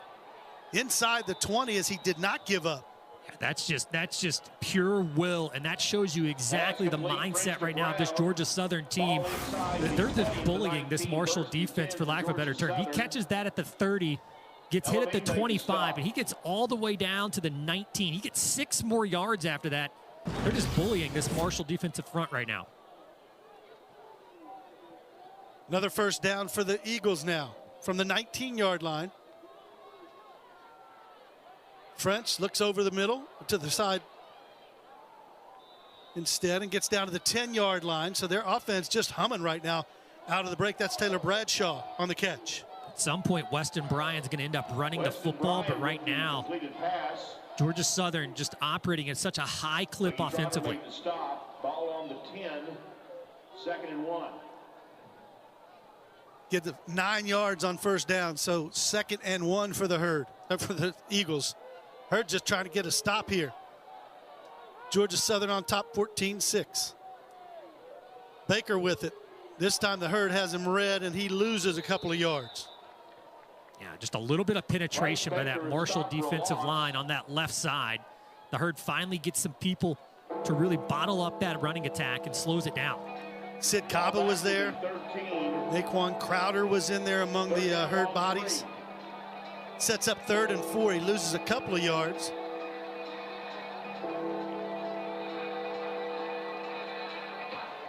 Another big down here with the Eagles up by 8.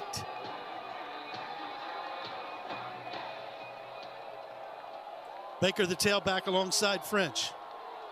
Amon Green goes in motion. Single coverage out there. Boogie Trotter was out there, but so was the Georgia Southern receiver. Was he in bounds? Brown came down with it. There's no signal yet. Still no signal.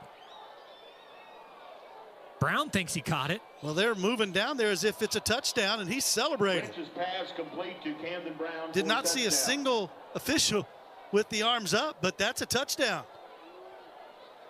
Yeah, no one made the signal into the air. The Eagle did. The Eagle mascot, yeah, I guess, is the official making the call. But either way, it looked from here, we're a long way away, that Brown made the catch. Trotter really fighting for it, but nonetheless, that's a great throw as well by J.C. French into the corner. Boogie Trotter had coverage, but Camden Brown, the alpha male on this offense. Bryant on for the extra point to add to the Georgia Southern lead, and he does. So the Eagles march it right down after halftime and respond with a touchdown. It's Cam Brown again. Goes up, high points it, touchdown, Georgia Southern. Back after this.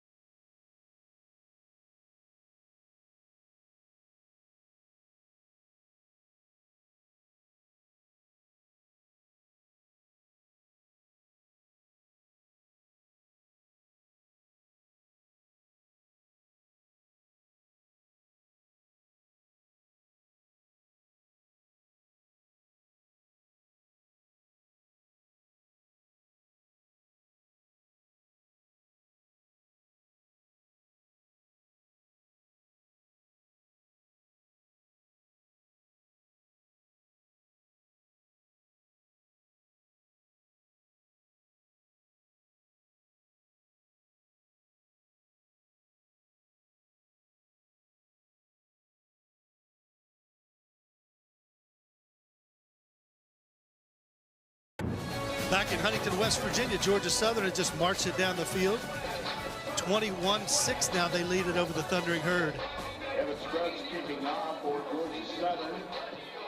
Just what Clay Helton wanted, Bobby, and Tony Gibson conversely wanted that stop. But Georgia Southern has sort of held control of this game from the get-go. Yeah, Clay Helton kind of talked about it. We're going to have to score some points to win. Marshall thought the same thing, and really, Georgia Southern hasn't been super efficient with the amount of yards it's gained in terms of scoring. They've just been able to slow down Marshall, and again, the absence of the quarterback run game has really hurt this Marshall offense today, as well as Georgia Southern just being efficient on offense itself. Xavier Turner Bradshaw inside his own 10-yard line, gets a good return. He's done well for the Herd, gets him out over the 30-yard line. And in our conversation with Coach Helton last night, he said, look, we've got a chance to be bowl eligible for 4 years in a row, first time in school history. We kind of talked about the absence of the quarterback run game for Marshall, and the Herd's going to have to change it up a little bit here with Zion Turner. Congratulations to the Sun Belt Conference Women's Basketball Player of the Week, Tamaya Lewis-Utsi, 17 versus Salem, 17 versus USC Upstate, and 18 versus IU Indy. Congratulations to Maya Lewis-Utse.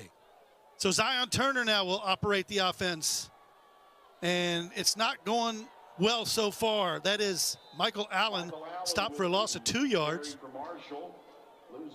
Dorian Smith on the stop, and that run game just has not been able to get untracked. Again, a very successful Marshall run game all season, and just Georgia Southern, one of the teams that struggled against the run all season.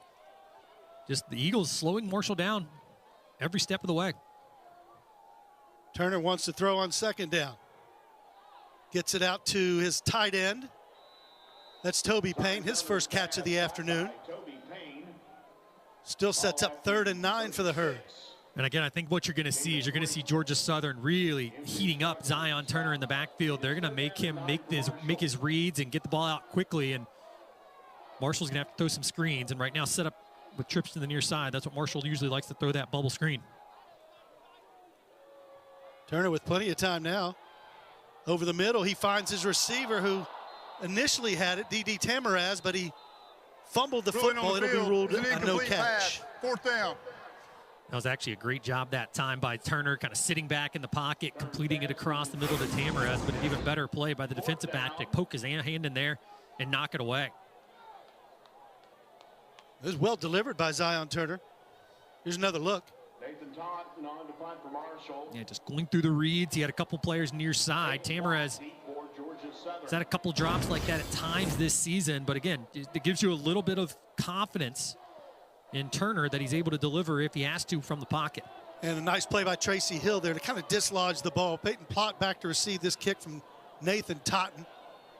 Totten hits a boomer down to the 11-yard line, and Plott can't get away from the Herd special teams coverage. Good work down there as Georgia Southern has the football back. Cam Smith and some of the Eagles and Jacoby Baldwin with some after-play extracurriculars. That's Carmelo Mays for Georgia Southern. Didn't like what the Herd was offering, so he gave it right back. Herd fans, be sure to mark your calendar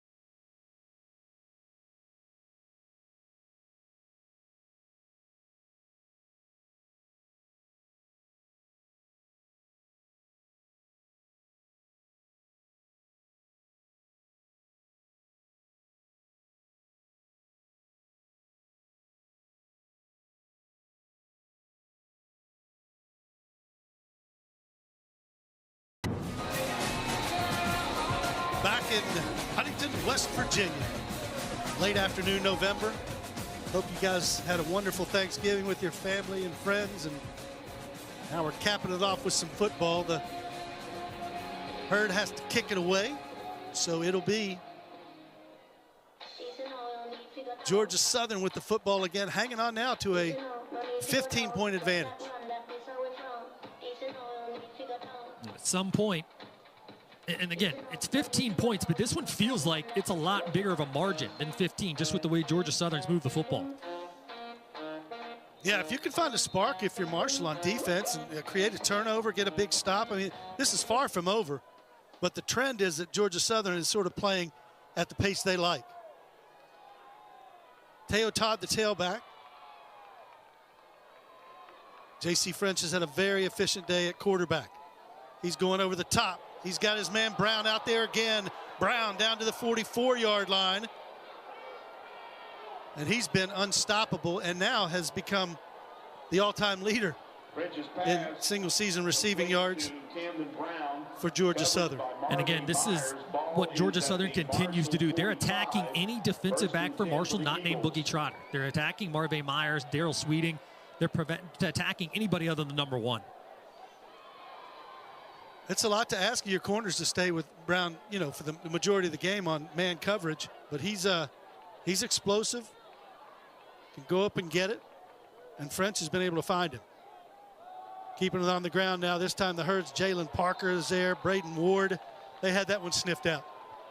Over 400 yards of offense now for Georgia Southern, and Marshall's got to find a defensive spark at some point. Herd hasn't even touched the 200-yard mark, and this is where, honestly, Keith, as we talked about, Marshall's gotten down to the red zone twice and hasn't been able to score a touchdown. You score a touchdown again, it's an even closer game. So regardless, the defense has got to find something. This 3-3-5 front has not been able to get any pressure on J.C. French.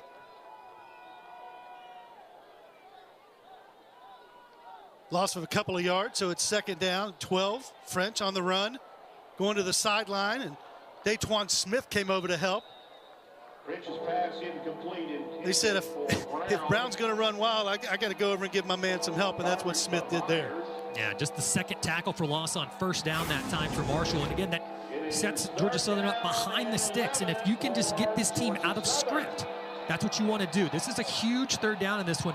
But third down, where Georgia Southern's been extremely successful this afternoon. 8 of 12 so far this game against the Herd. So third down's been good to Georgia Southern. But this is one of those situations where you expect to maybe see Braden Ward get some pressure. They haven't gotten a lot of pressure on the quarterback. There comes Ward over the middle, Bo. They find Sanders. Sanders breaks free into the open and bulls his way down to the 15-yard line. Sanders gets inside of Sweeting that time. Just a really, really good route by Sanders. That's two receivers now over 100 yards for Georgia Southern. And Braden Ward got some pressure there. The bull rush on the near side, but J.C. French just way too comfortable in the pocket, just delivering strikes. 1st and 10, Georgia Southern.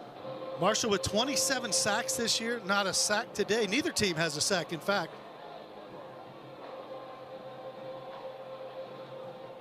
But that receiving combo of Brown and Sanders has been really effective today. 1st and 10. Give is up into Todd. Todd shakes free for a minute. Braden Ward on the tackle, but he gets inside the 10-yard line. This Georgia Southern offensive line, again, continuing to just bully this Marshall defense. And again, it's an offensive line that at times has struggled this year, but today it is just running over Marshall.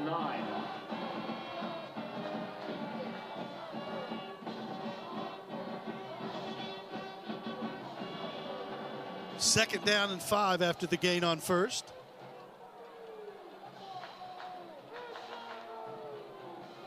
There's French going to the air again. He looks for Brown again, and coverage out there by Marvay Myers. Brown's looking for a flag, but he's not going to get one.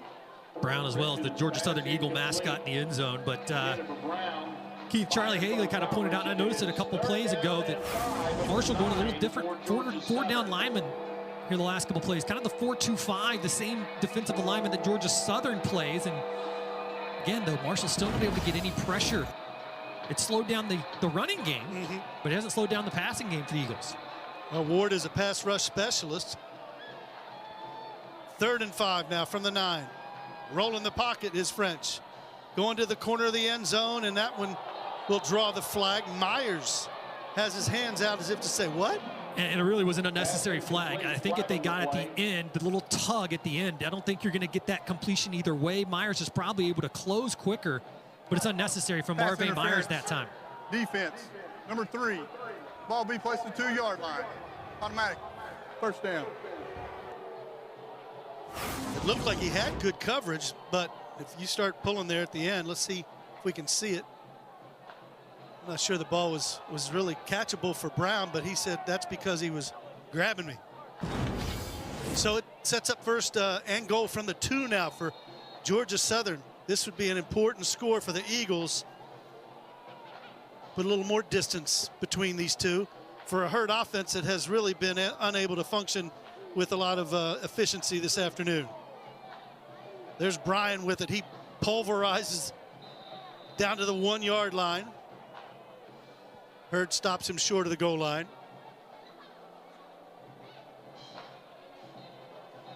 He'll come out after one play.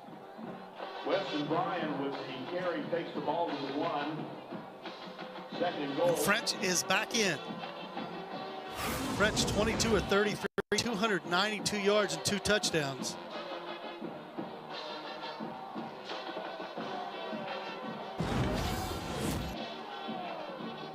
And I don't, if Georgia Southern were to go on to win this, you'd have to give the game ball maybe to that offensive line or Cam Brown. McKeel goes in motion, the tight end. There's the give.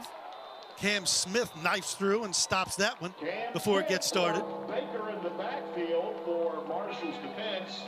No gain on the play. No gain, so it's 3rd and goal.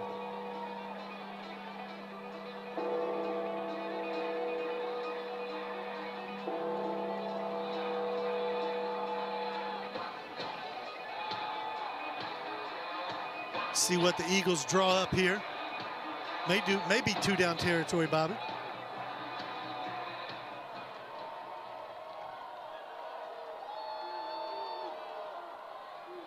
French keeps it, and that was good pressure by Kerryon Martin. He had to throw it quicker than he wanted to, and Boogie Trotter was on coverage. So what do you do here on 4th and goal? Yeah, just based on that play call, I think you're going to be comfortable kicking the field goal. I kind of wanted to wait until after the play call just to see. I'd be comfortable kicking the field goal and get the points, take the points, go up 24-6. For the Georgia Southern side, you've slowed Marshall down. If you get the more points you can put on the scoreboard right now, the better. It looks like the Eagles are going to go for it, which if you want to leave this a 2-possession game, you maybe still do, but I think just kicking the point, kicking it, you still make it a 3-possession game either way. Well, they appear to be in disagreement with you. That's why Clay Helton's the head football coach, and I stand up here and talk about football. You know, they tell me everything in life is not a video game. This is kind of that example. Well, they got 10 seconds on the play clock, so maybe they will let this run down and then decide to bring in the field goal unit.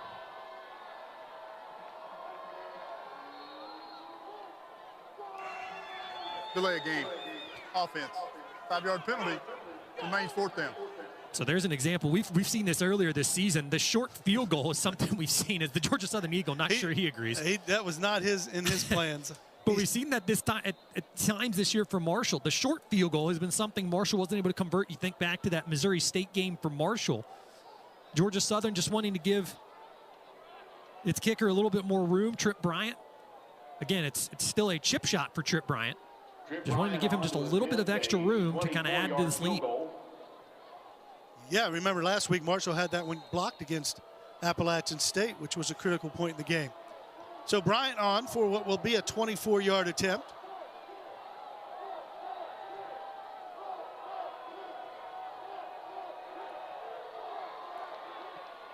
He boots it up and kicks it through. So the Herd defense bends, didn't really break, but still another addition to the scoreboard as Georgia Southern now leads it by 18 over the Thundering Herd. We're back to Huntington after this.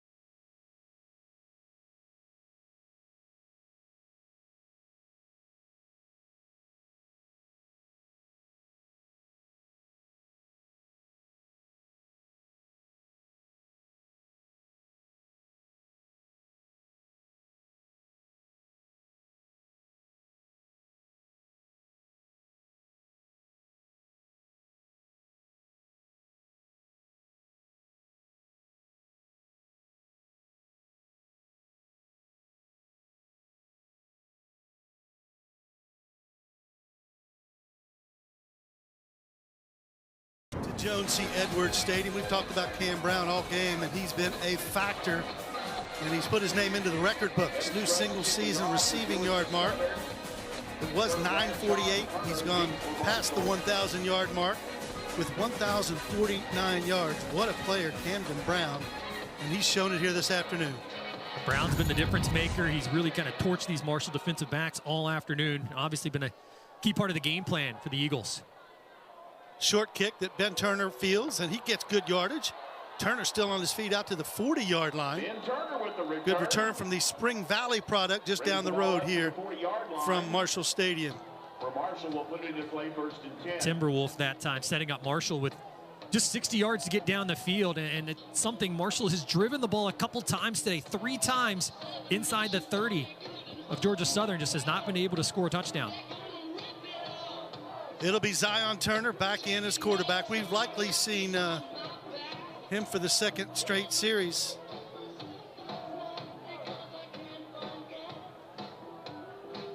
We're going to check in with Ben Westfall here in a minute about the condition of Carlos Del Rio Wilson. Check with him after this play as Turner wants to throw on first down. Delivers a strike to Floyd Lacey. So, Ben, what do you know on Carlos Del Rio Wilson? Well, guys, we saw Carlos Del Rio Wilson go down late in that Appalachian State game last week. And today, as you guys said, probably came out about 60%. He's been rolling around that ankle after every play in that first half, just trying to test it out, just trying to get it loose and warmed up. But obviously uncomfortable in that situation. He's been on the medic bike, just trying to get warmed up, still standing on the sideline as well. He came out late of the locker room here in the second half. Back up to you guys. Well, Zion Turner has quickly acclimated himself to the offense with the hookup with D.D. Tamarez deep into Georgia Southern territory. Injury on the field. Got a man down for Georgia Southern. That's a 24-yard strike. Injury. Yeah, just the threat of being able to move offensively now. The threat on his feet for Zion Turner. Just that threat has to keep Georgia Southern a little bit more honest. You can't bring players up the middle. You can't bring the blitz as much as you might want to.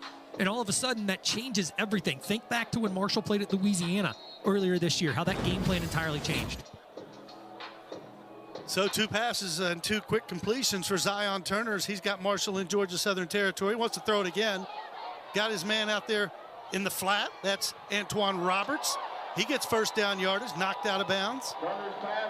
Zion Turner missed a wide open Adrian Norton in the near side of the end zone. C.J. Allen made the stop. They're going to mark him just short of the first down marker. So it'll be second and a yard. Turner's been impressive here.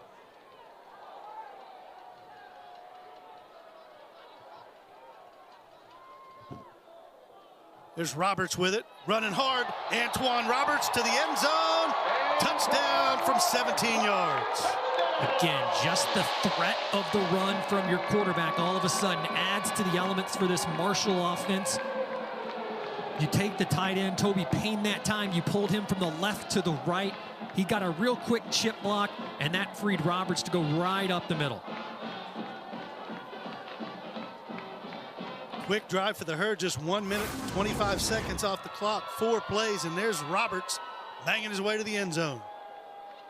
Marshall's going to try and get back into this now, just make it down to a 10-point game. Herd keeping the offense on the field, looking for 2 here. Turner wants to throw it. Now he's going to be flushed out of the pocket. He's going to the end zone. He's had a man open in the back corner. That was Tamarez. And a little too much mustard on it over the top. Yeah, he had an opportunity there, and I think, and I'd have to see the replay one more time, but I think they caught the legs from behind of Zion Turner, and that caused him to airmail that throw a little bit. You take a look one more time. So Turner right there, he had an open lane, but he's going up against some guys there, to be nice, they're a little bigger than him. And he just kind of airmailed the throw there as Tamarez was wide open. Tamarez not one tall of stature either, just 5'11", but still, all of a sudden, you put together a very nice drive, and now you've got to rely on that defense to get you 1, 2, 3 stops at this point. And the Herd, been trying to dig itself out of a hole all afternoon, still finding themselves just down 12. And there's still 2 minutes and 20 seconds to go in the third quarter. Georgia Southern, you would presume they're not going to let off the gas here. So if I don't say anything, it'll be a touchback, right? Is that what we're going to assume here? You're right. There's Lorcan Quinn doing his job.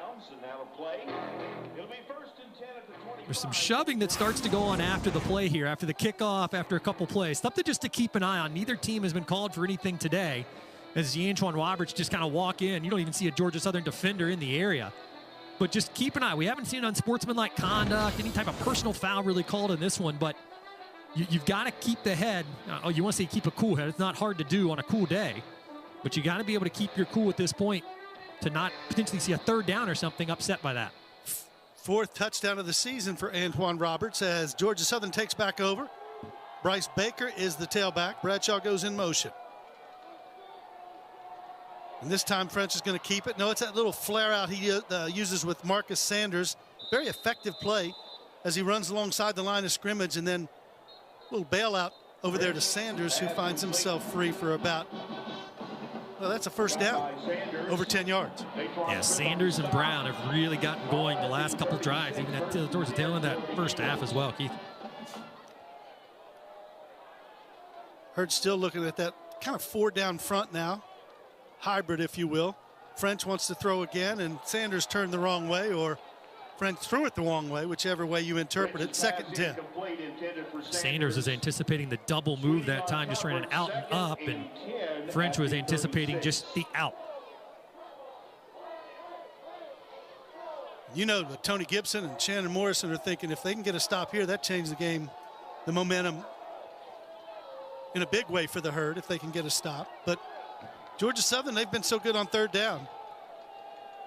2nd and 10 now from the 36-yard line. There's Baker. Drives it inside for a gain of about 3 yards. So it'll be 3rd and 7 for the Eagles.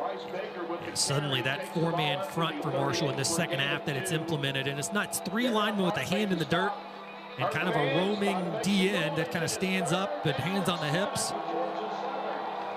Kind of an edge rusher type.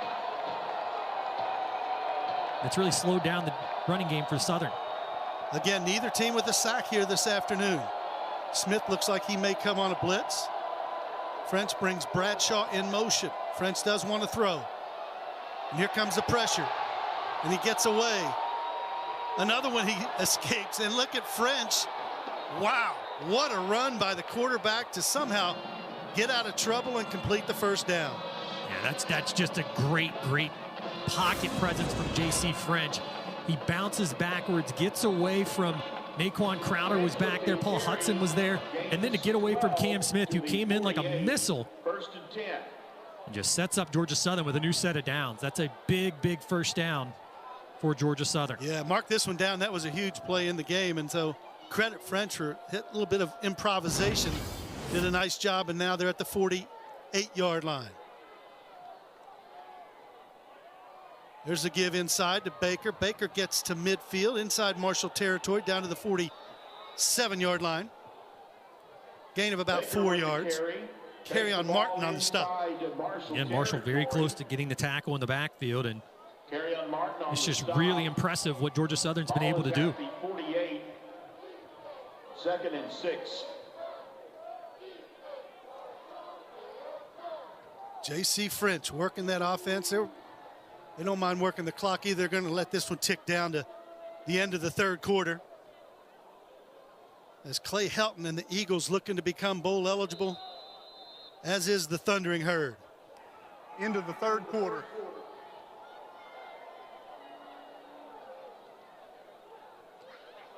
So Georgia Southern, 15 minutes to go here in Huntington, West Virginia. They lead it over the Thundering Herd. 2nd and 6 when we come back. Eagles by 12.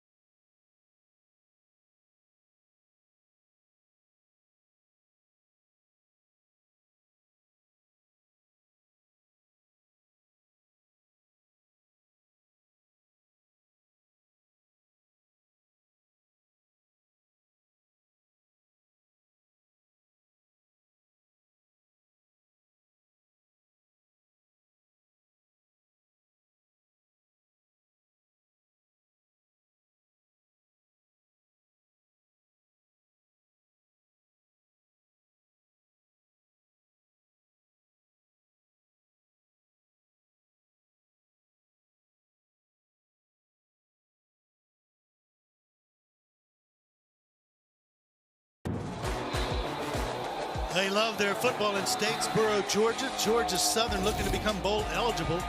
Here's a look at that bowl history, 3-4 all time. Last bowl appearance was a season ago. They've been to a bowl 3 straight years, trying to make it 4 straight years for the first time in school history. And for Coach Clay Helton. 2nd and 6 to go. Baker's the tailback. He's got it. And he gets down to the 45-yard line.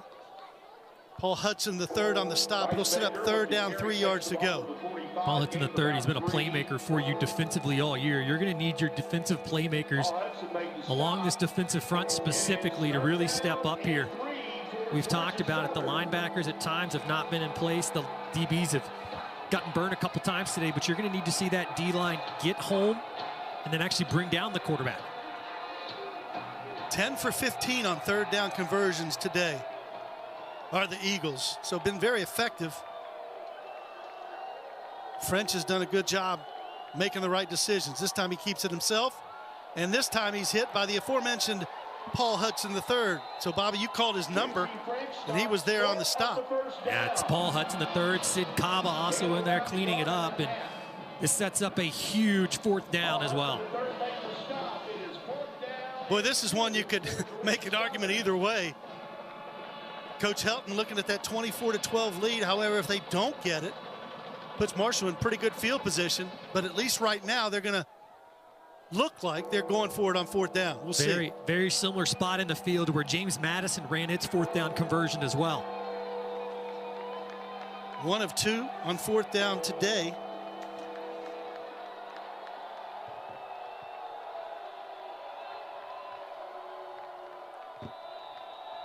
And there's the play clock. And that's what we thought might happen. First of the half. So Clay Helton and his team may just end up kicking it away to the Thundering Herd. They lead it 24-12 here in Huntington.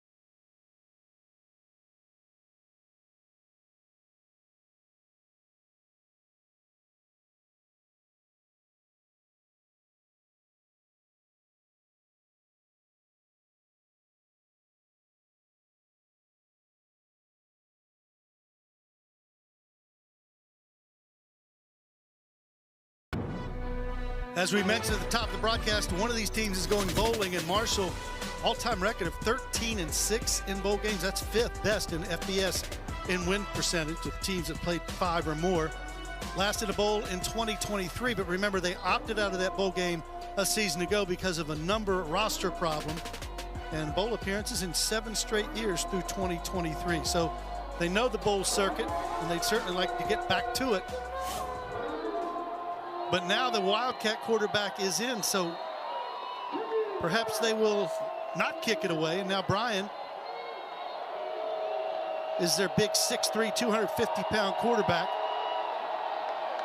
And he's going to hang on to it. And Brian, yeah, he's got plenty of it. And then some. He gets a head of steam, and he is hard to bring down. Yeah, 250 pounds as he gets a head of steam. 5 yards head start that time, and he just squirts right through that Marshall defensive front. You know, that's Coach Clay Helton saying, look, we got a yard to get. Let's put our big quarterback in and go get it. That's exactly what he did. I always think back to the days of Mike Allstott with the Tampa Bay Buccaneers, just a tremendous fullback that if you gave him a head of steam, you weren't going to stop him. Yeah. 1st and 10 now. Eagles at the 35. French wants to put it up. Now he's kicked out of the pocket and hit hard. Wow, what a shot there by Caleb Clark Glover. Good job. And we mentioned if you're going to get to the quarterback, you've got to wrap up and make the actual hit. And Caleb Clark Glover did that time. That's exactly what Marshall needed to see about 5 or 6 plays ago. Caleb Clark Glover, a real form tackle. You don't see the form tackle as much anymore. No, that's textbook. He put the helmet right on his hip, wrapped up with both hands, and drove him into the ground. French is a big guy, 6'1", 200, but he was shaking that one off. So that's a tackle for loss, 2nd and 11 now. Sanders goes in motion. Now he motions out, and now the whistle's blown. Previous play is under video review for possible targeting. I got to think, Keith, that's a really bad review. To me, what it looked like, hit him in the chest. Yeah, it looked like the hit. It looked to me, just on the initial look, his head was closer to his belly button than it was his head. Yeah, from Caleb Clark Glover. Booth initiated review. Again, our replay official today, Dave Bayag. And they look at everything. And are particularly real intent on watching these targeting or close to targeting calls. Let's take a look at it. Yeah, his head's closer to the arm. Yeah, that should be a pretty quick booth review. I guess you could say he led with the head. He led with the head, but the head to me is more on the After hip video than anything review, else. personal foul, targeting, defense, number 26, 15 yards. Somebody come in after the foul? Might that be after the initial hit by Glover? I mean, that's the question. Did someone come in after the fact? Because just well, who would be? Somebody's going to be ejected if this is targeting. So there's that Caleb in its own Glover. right. Targeting with the crown of the helmet.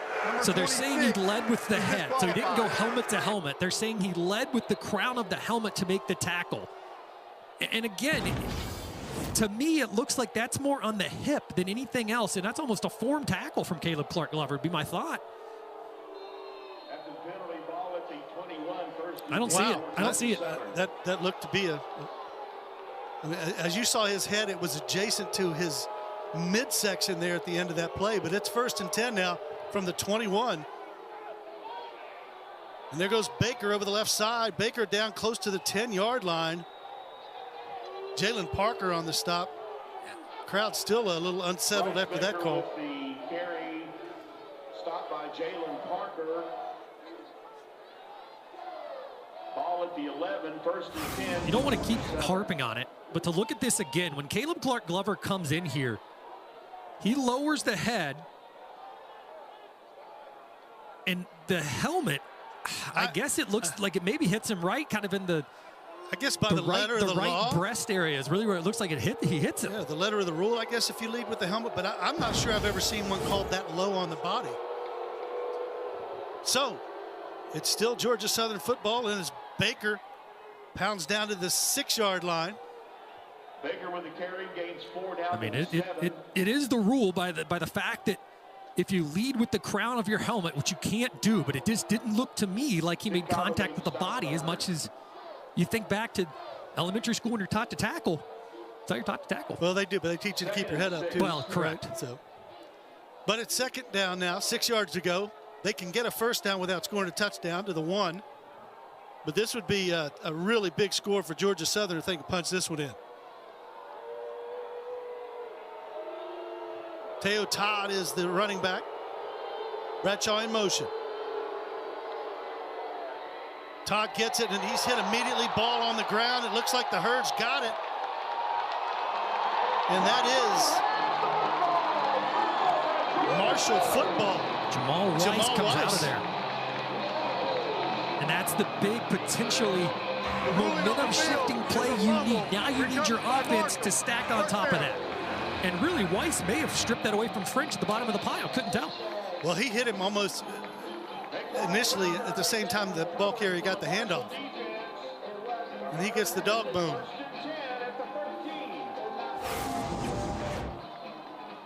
He just converges right there on the exchange. That's Naquan Crowder with the hit. Beautiful job by him. And then Weiss rips it away.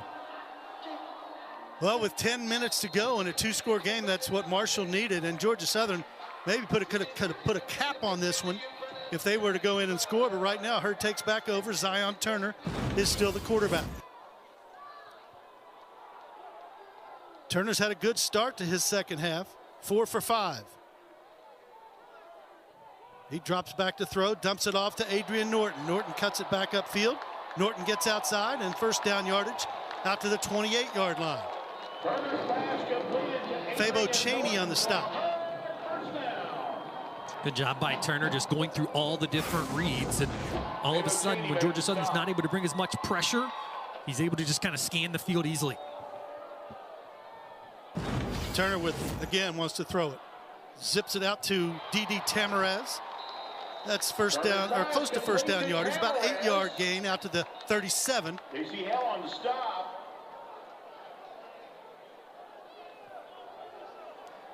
Personal foul, hands to the face, defense, number 94, 15 yards, into the run, automatic, first down. Elijah Fears called for hands to the face, so that'll be an additional 15 yards. Took him in, what, a minute 24 to score last drive, and now they're trying to get it done quickly again. Here's the look. See, just on the line there, just up in the face of Meeks, the center for Marshall, and just the second penalty of the day against Georgia Southern pushes Marshall into Georgia Southern territory. Now they bring some heat, and Turner is flushed out of there. Gets it out to Roberts. Roberts escapes a tackle. Antoine Roberts down the sideline. First down yardage and more. You can't give enough credit to Zion Turner right now, operating in the pocket, just kind of compounding himself on last week when he did play so well towards the end of that one against Appalachian State before the late fumble. Nice little check down there as he was getting some pressure, and Roberts converts it into first down yardage. 20-yard pickup there for Marshall. 5 wide for Zion Turner here on first down. Over the middle, he's got his receiver, and he dropped it. Was it a catch and fumble or an incompletion? It's an incomplete pass, according to the official at the bottom of the screen, here at the bottom of your side. It's an incomplete pass. Second down. That was Jacoby Baldwin who had his hands on it. Good delivery by Zion Turner. Injury on the field. Got a player down. Yeah, Baldwin really didn't make a football move, it didn't appear. Yeah, it's the second time here in this second half where Zion Turner's been playing between Tamarez and Baldwin. He's delivered a beautiful ball across the middle, and just receiver can't hold on to it as they go to kind of turn their way up the field. So again, you got to give a lot of credit to what Zion Turner's been able to do. Injured player for Georgia Southern. At some point, you'd like to see maybe Marshall just try and pop a run in there at some point. But they haven't had to be quite honest, moving the football well with Turner. And you heard, as we look at this again, you heard Tony Gibson tell Ben Westfall, hey, if we're going to have to throw a little bit more, we'll drop back and do it. Yeah, and give credit to Rod Smith here. Marshall's been able to move the ball with Zion Turner at quarterback. And even the first possession when Turner came out, Turner delivered a couple strikes down the field, set his team up in the right spots. Just the receiver didn't hang on to it that time from Tamarez and that time from Baldwin. 7 of 9 on the game is Zion Turner. Transfer, of course, from UConn, played against the Herd in the Myrtle Beach Bowl a few years ago. Then went to Jacksonville State.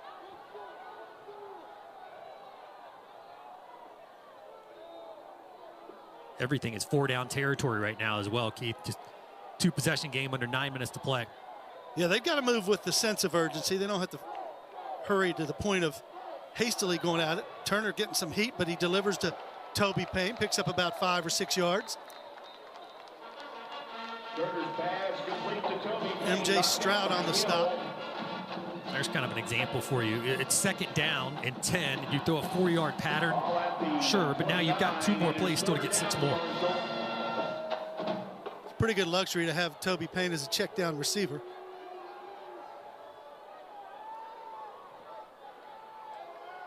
.8:24 on a running clock here. Hurd down 12. 3rd down. Turner throws it. Tamarez with the catch, and Tamarez gets first down yardage. New set of downs for the Herd at the 23-yard line. You see all of a sudden Georgia Southern also trying to bring more against Marshall offensive line down. Jalen Slappy now. But they've done a nice job of keeping the line off of Turner. There's another fake run. Turner way back now on the drop. Going to Roberts, and Roberts out of the backfield, but good coverage there by number 12, Tracy Hill for Georgia Southern. Roberts stopped his route. I don't know if he was expecting an underthrow a little bit, but he stopped his route that time that allowed Tracy Hill to get closer to him. If he just keeps running, might run under the football. Yeah, I don't think you're supposed to stop your route on a wheel route, right? You just keep going, huh? Because you got a linebacker on you typically, or a nickel back. Like Hill did a good job, though, of making up the ground. So now it's 2nd and 10. Like you said, Marshall completely has gone away from trying to run the ball. Turner throwing on every down. Over the middle. Looked like Hill got there maybe a second early, but they're going to rule that legal, and he breaks it up. Pass incomplete intended for Tamarez. Now 3rd and 10. 3rd and 10 at the 22. Floyd Lacey's got to be careful getting into it with Aiden Jackson on the far side. And just you saw Jackson contending to the official. Again, you just don't want to see any kind of mental mistake hurt any type of aspect of this game at this point.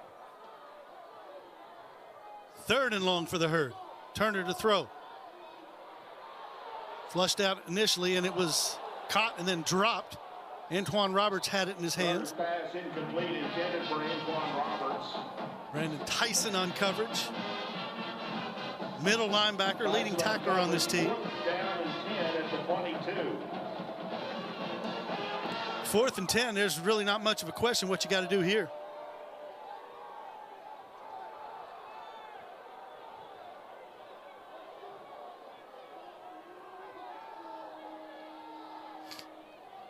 Herd's got 3 receivers down low. Toby Payne in the slot, and Roberts is the tailback. Roberts into block. Turner's with it. He's going to run it. Turner trying to get to the edge. Turner down to the 13-yard line, but that's not going to be enough. He's going to be about a yard short, it looks like, from here. Yeah, I think they're going to mark him very close to the 12, but it looks as if he's going to be just short, and he is. 9-yard gain. And you see his frustration there. Turner. Ball turned over to Georgia Southern.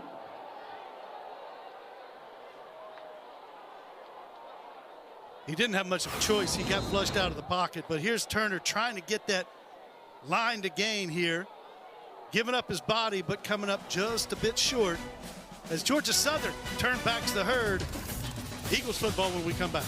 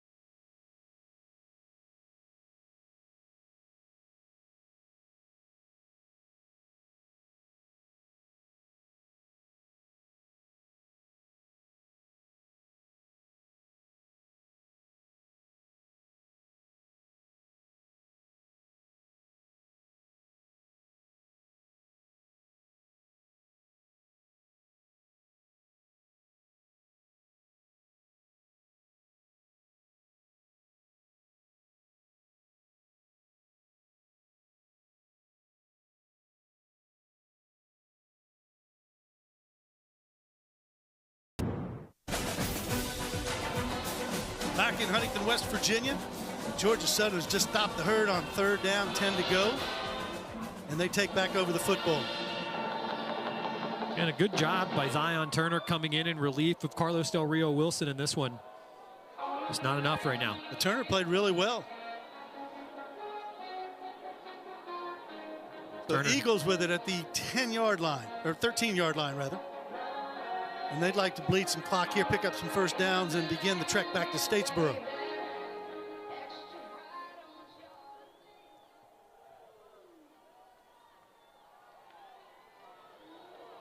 Inside handoff. Not a lot of room. Gain of a yard or so. The grand scheme of things, Keith, both of these coaches, if you talk to them, they say competing for a conference championship, competing on the national stage. That's the expectation for both of them.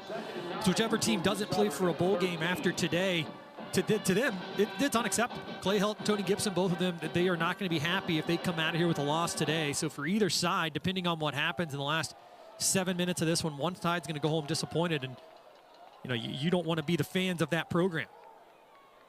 You want to get in the habit of continuing to play for postseason, and here is Todd breaking it out over the 25 out to the 30-yard line. Finally tracked down by Boogie Trotter with a big run and a first down, Georgia Southern. Their time of possession, sometimes this stat doesn't matter. It seems to matter today, Bobby. Yeah, they're going to push 40 minutes of possession throughout this game. They're up to 36 minutes time of possession today to just under 17 minutes for Marshall. And again, the multiple 3-and-outs for Marshall in this one hurt the Thundering Herd. Georgia Southern has driven the ball every single time it's gotten the ball. They've even gotten down inside the Marshall territory a couple times and not come away with points. First down, French going to the air. That's Sanders. First down yardage out to the 40-yard line. To put it into context, Keith, the shortest Georgia Southern drive today was 6 plays, 36 yards. Took up 3:18 off the clock in that one. For Marshall, 1, 2, 3, 4 different possessions where Marshall only had the ball for 4 plays. Now, one of those was a touchdown, but nonetheless, Georgia Southern keeping the Marshall defense on the field and gashing it. 500 yards plus total offense for the Eagles. And for Clay Helton, a chance for his team to win its first ever game at Jones C. Edwards Stadium. 0 for 3. They won at Fairfield Stadium back in 1990 when they both were Division I AA powers. First down, a gain of a couple of yards. Todd with the carry. Gain of about 2 to the 42, second and 8. 500, in case you were wondering, the most yards Marshall's given up all season was 558 to Texas State. That was a double overtime game here in Huntington. Again, without their star tailback, O.J. Arnold, who broke a school record by catching a touchdown, running for a touchdown, and throwing a touchdown in that win over Coastal Carolina. Never been done before.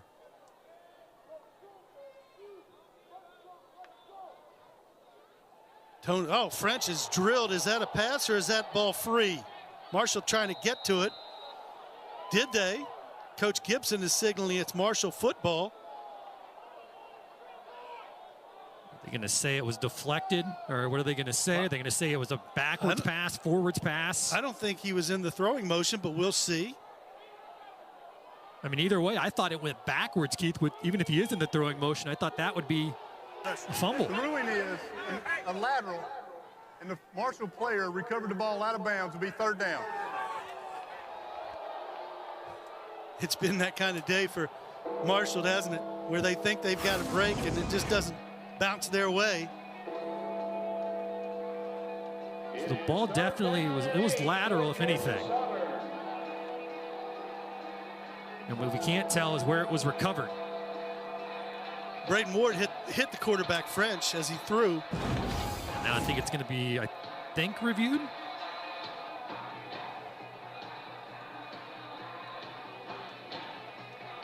Maybe not.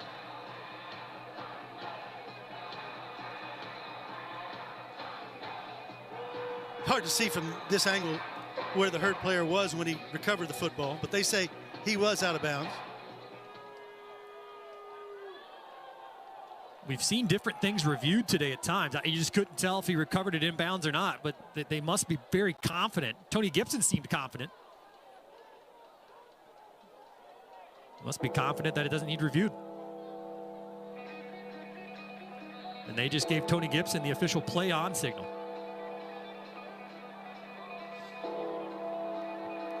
So that sets up 3rd and 8 for Georgia Southern. J.C. French has been very good today. 24 of 37, 313 yards, and 2 touchdowns.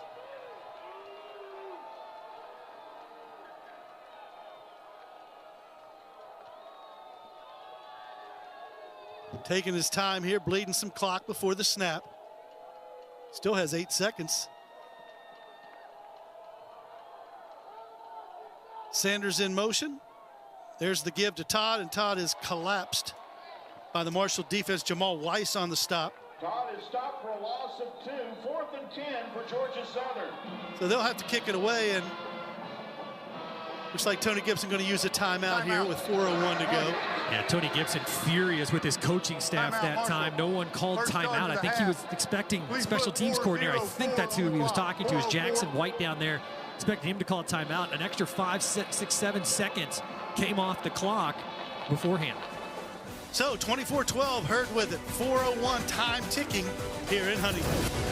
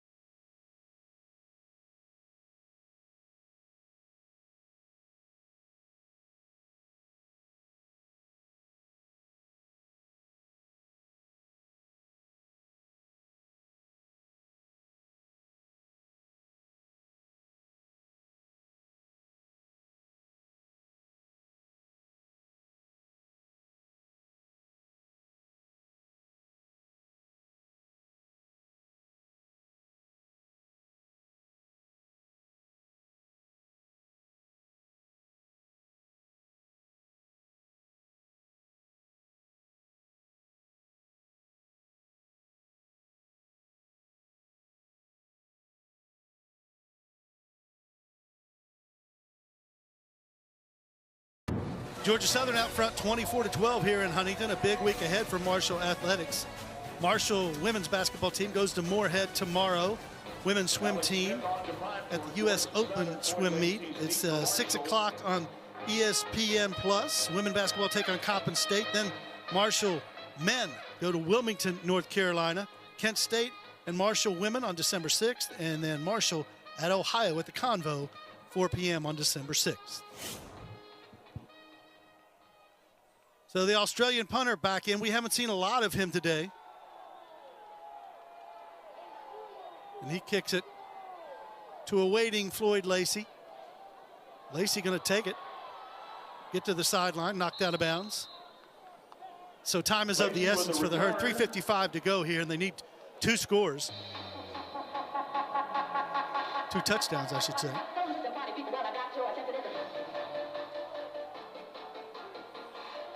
Bobby, I think Zion Turner's done a nice job here in the second half of moving this offense and really kind of going away from the Rod Smith run-based offense because they had to. Yeah, Marshall just needed the threat. They needed the threat of a run, and really at this point, Carlos Del Rio Wilson nursing that ankle injury he's been nursing. Now, give a lot of credit to this Georgia Southern defense. Give a ton to this defense as well, but for Marshall, it was just the fact that he was basically a statue in the backfield. Turner over 100 yards passing on the day. He's back again this time. They've got him, but he lets it go. Got out of traffic, but it's incomplete. Yeah, really, he could have stepped up and potentially run for about 5, 6, 7 at least and just get out of bounds. You just want positive yards each play here. If it means Zion Turner running the football, let him do so. Yeah, you want to get something if you can, and you could still probably get out of bounds. But as you mentioned, complimenting the defense of Georgia Southern, Brandon Bailey's group has done a nice job today to neutralize this Marshall offense. On the clock, please. Which comes into this game averaging 31 points per game.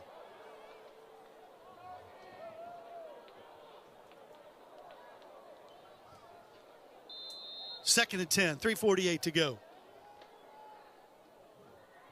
Turner drops again, finds Adrian Norton. Norton wants to stay in bounds, and now he's headed out of bounds, which was a good idea. Adrian Norton may be one of the tougher runners with the football that Marshall has. He's not a running back, he's a receiver. He's over 100 yards today, but just how frustrated he is when he runs with the ball is a really, really cool thing for Adrian Norton just to watch him play. That's how you continue to play. That's that second and third effort you like to see. Yeah, one thing to be a gifted receiver, but if you can run after the catch, that's something else. And there's a delivery to Payne, who steps out just on the Marshall side of midfield. Gain of about 6 yards. Ball is placed at the Marshall 49. Did not get out of bounds, so the clock continues to run.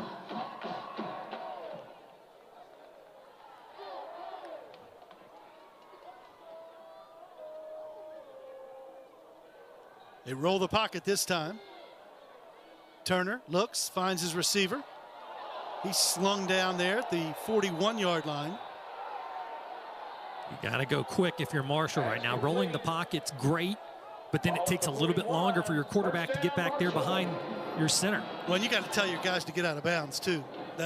It's great to try to pick up extra yardage, but you're just bleeding clock right now.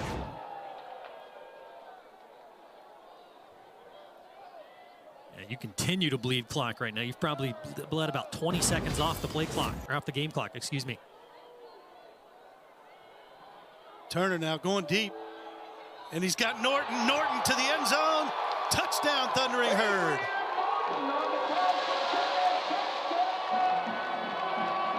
"41-yard hookup from Zion Turner to Adrian Norton." Adrian Norton has been a man possessed today for Marshall. That's 160 yards receiving on the day now for Adrian Norton for Marshall. 20 yards per catch, and he just created some separation. One-on-one coverage, great ball by Turner. Turner just giving Marshall a chance in this game, and that's all you can ask for if you're Tony Gibson. Just give us a chance, and that's exactly what Zion Turner's done. So here comes Lorcan Quinn now, as Marshall has cut the deficit. In to add the extra point to make it a 24-19 game. Plot has thickened here just a bit.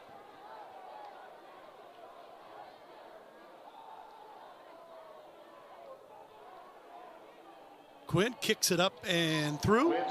And so we have ourselves a 5-point ball game. This is a beautiful delivery from Zion Turner, Bobby. And you got to think just how important earlier that 2-point conversion could have been. Nonetheless, look at this ball by Turner. Just a great throw right through the hands of the defensive back that time. That was Elijah McDowell there on the outside.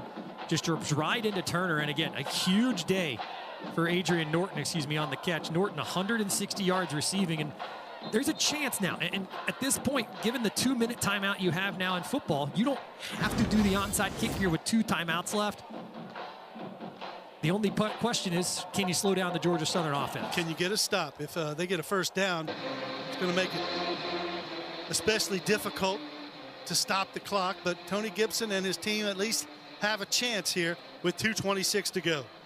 And we haven't seen Lorcan Quinn in a situation of an onside kick is what we're going to have here. So I believe that's Nathan Totten that's out there. It is.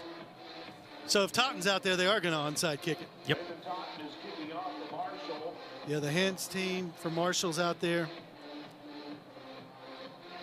And so we'll see what happens. Eagles bringing their hands crew out as well. Totten ready to go. It's a little squibber, takes a big kick, but the tight end, Amon Green, covers it up easily. And so Georgia Southern with it at the Marshall 49-yard line. Didn't quite take the bounce you were looking for there. It got a bounce, but not that big looping bounce you kind of want to see. And now it comes down to your defense, your defensive front. Can you get that stop you need?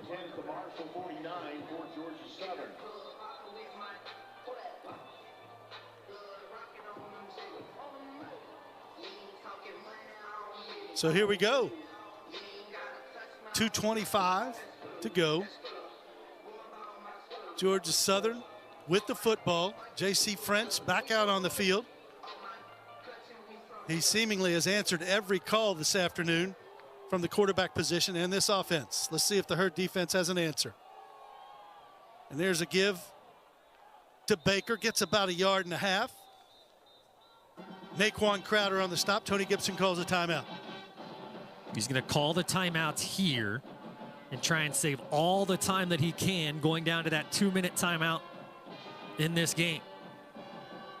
Well, obviously, theoretically, if you can stop him on 3 plays, then you'll get to that 2-minute and you'll have that opportunity after the punt to take it down the field. Again, Georgia Southern closing in on 40 minutes of possession. That's 2/3 of the football game. Quick math, because we're journalism majors, Keith, right? That's the quick math out there. 15-minute quarters, that's 60 minutes. But nonetheless, this is a game that's gone at times, just the lack of consistency for Marshall, the lack of efficiency really for both sides. I mean, both these teams driving down inside its opponent's territory multiple times, just haven't been able to put points on the board, and that could potentially come back to haunt Marshall, could come back to haunt Georgia Southern. Yeah, it could obviously be a game of what ifs for both these teams, but you get to late November, the Thanksgiving week, everybody playing on pins and needles because they want another football game. So the new quarterback is back in. We've seen him before, Weston Bryan. Second down and 8.5 yards.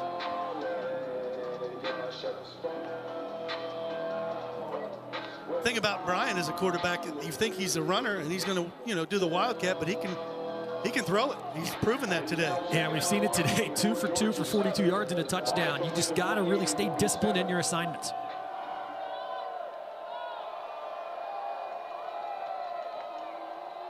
He's going to hang on to it this time. He's trying to get outside, and he does. Look at the speed from the big man. And he slid down early. Well, he's wanted the clock to continue to run. He picks up about 7 yards. Out of bounds at about the 42. Slid down ahead of the first down mark. I think if you just... You think if he keeps going, he gets it, huh? You think if you... I mean, especially if you lower the shoulder at 250 pounds. Yeah. You're out on the edge with only defensive backs at that point. So he gave it up at that point and forces a 3rd and 3 now. Marshall still with one more timeout and that 2-minute timeout. 2 yards to go for Georgia Southern to keep this one going.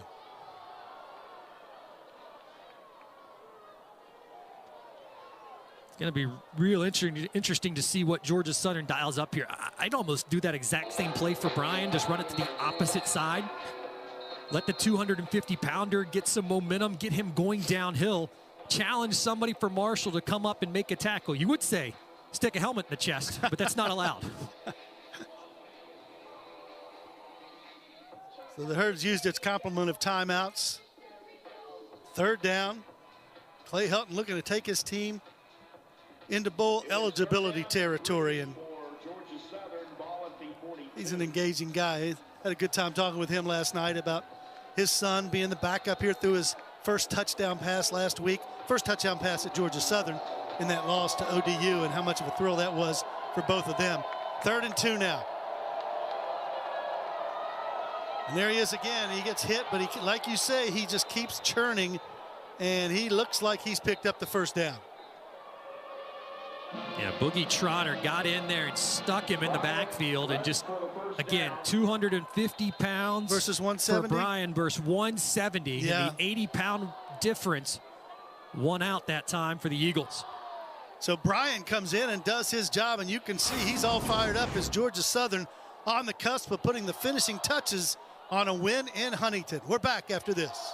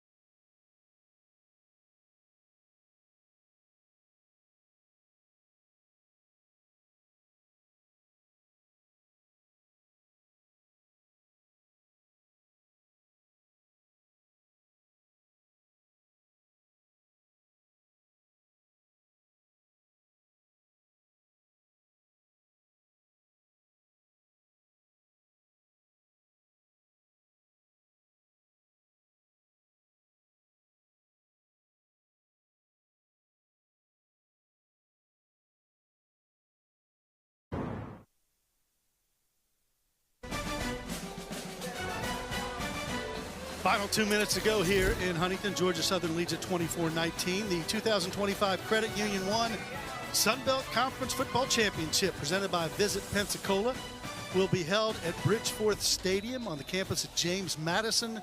They're the 5th school to host, 6th school to compete in the game, and the first East Division champion to host since 2020. They await the winner of the Troy Southern Miss game, and Bobby informs me Troy was up 7-0 in that one. That championship game on December 5th in Harrisonburg. Yeah, Southern Miss just getting a field goal, so it's 7-3 now.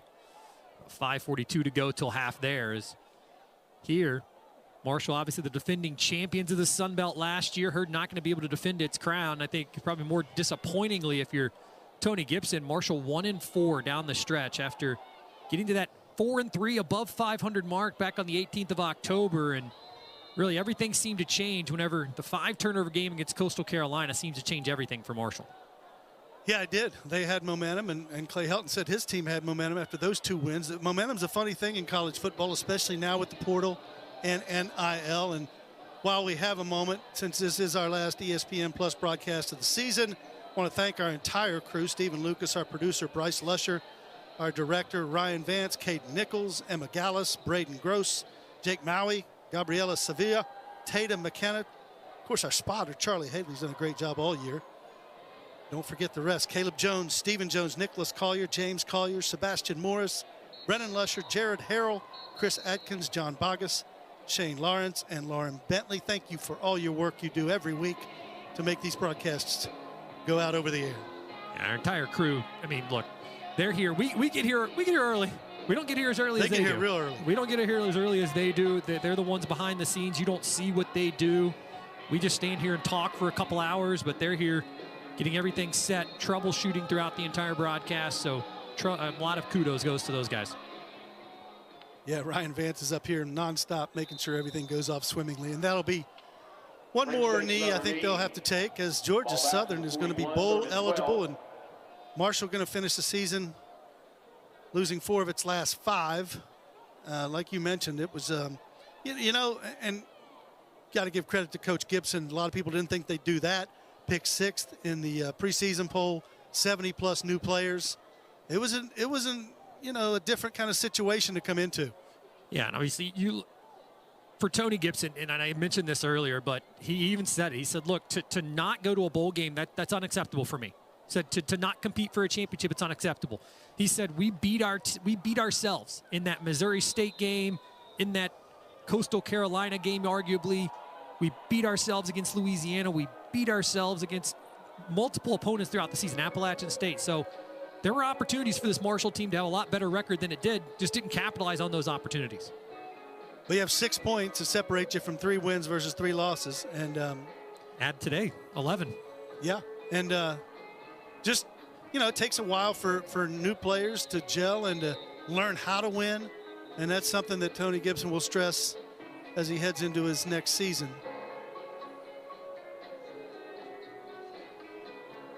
Clay Helton called another timeout. He may be trying to get somebody into the game. I'm not sure what he's doing, but I think if anything right now, and you don't want to think it's for any nefarious reason, I think he's just trying to ensure that if the clock runs out every single ounce of second, even if he fumbles for whatever reason, yeah, limited amount of time left on the clock. Thinking about the miracle in the Meadowlands, I guess, way back in the day. But that's French taking the knee. And that'll put the finishing touches here on this win by Georgia Southern. Tough to come in here and win at Joan C. Edwards Stadium. In fact, these 2 stadiums, Paulson Stadium and Joan C. Edwards, are some of the toughest to play in Division I. And Georgia Southern comes in and gets it done. And that's kudos to Coach Helton and his staff and players. And for Tony Gibson, he and Coach Helton have just kind of begun a relationship, being in the Sun Belt. Coach Gibson played against Georgia Southern way back in 1994, Bobby. And he still talks about that game. They ran all over us, he said. But today, just not the Herd's day, and Georgia Southern will live to play another day. Yeah, Tony Gibson not going to have great feelings toward Georgia Southern back from his playing career, his coaching career, and just a tough one. Just a tough one for this Marshall team to kind of go out this way. It's not how you want to see the season end, but ultimately that's how it is going to end. And it's a tough one. If you're a Marshall fan, you saw this team at 4-3 earlier this season. you thought really this team was heading in the right direction. Offensively, just was doing a really good job, and then just didn't see that momentum really carry on throughout the last 5 games. And in late November, it becomes a numbers game with depth and injuries, and everybody goes through those things. But you can rest assured that Coach Gibson, nobody is as passionate as he is about winning. He says he stays up at night when he loses, doesn't get sleep, and that's most coaches in this game. But Tony Gibson wrapping up his first year as Marshall's head coach with a 5-7 record. The Eagles will await their bowl fate. And always enjoyable to travel in December when you're at a bowl destination. And, Bobby, in these days of NIL and the portal, and if you can get your group together to play another game, I think every game is important at this level. Yeah, and look, it used to be more important before the portal. It used to be even more important because you could keep practicing. You could really set your culture for the next season, set your culture, in this instance, for the 2026 season. It's a little different now. You're not setting your culture for the next season, but at the same time, you're establishing who you want to have around in your program, who's going to stay committed, and that's going to be the interesting part. How many players come back, who does, who doesn't. It's going to be a whole different team next year, as it always is for both sides, but Tony Gibson has established a culture, long live the brotherhood, that he wants to continue to see being developed here in Huntington. And they gave fans a lot of good moments, not as many as the fans would like, but that's college football in 2025. So the Eagles come in with their dangerous receivers, Marcus Sanders, Cam Brown, J.C. French for Marshall. The Antoine Roberts touchdown, just not enough for the Thundering Herd on this day as Georgia Southern comes into Jones C. Edwards Stadium and wins it by 5. So for Ben Westfall and Bobby Iddings, I'm Keith Morrishouse saying so long from Huntington, West Virginia. Final score, Georgia Southern 24, Marshall 19. All games airing on the ESPN networks, streaming live and archived on the ESPN app. This has been a presentation of ESPN.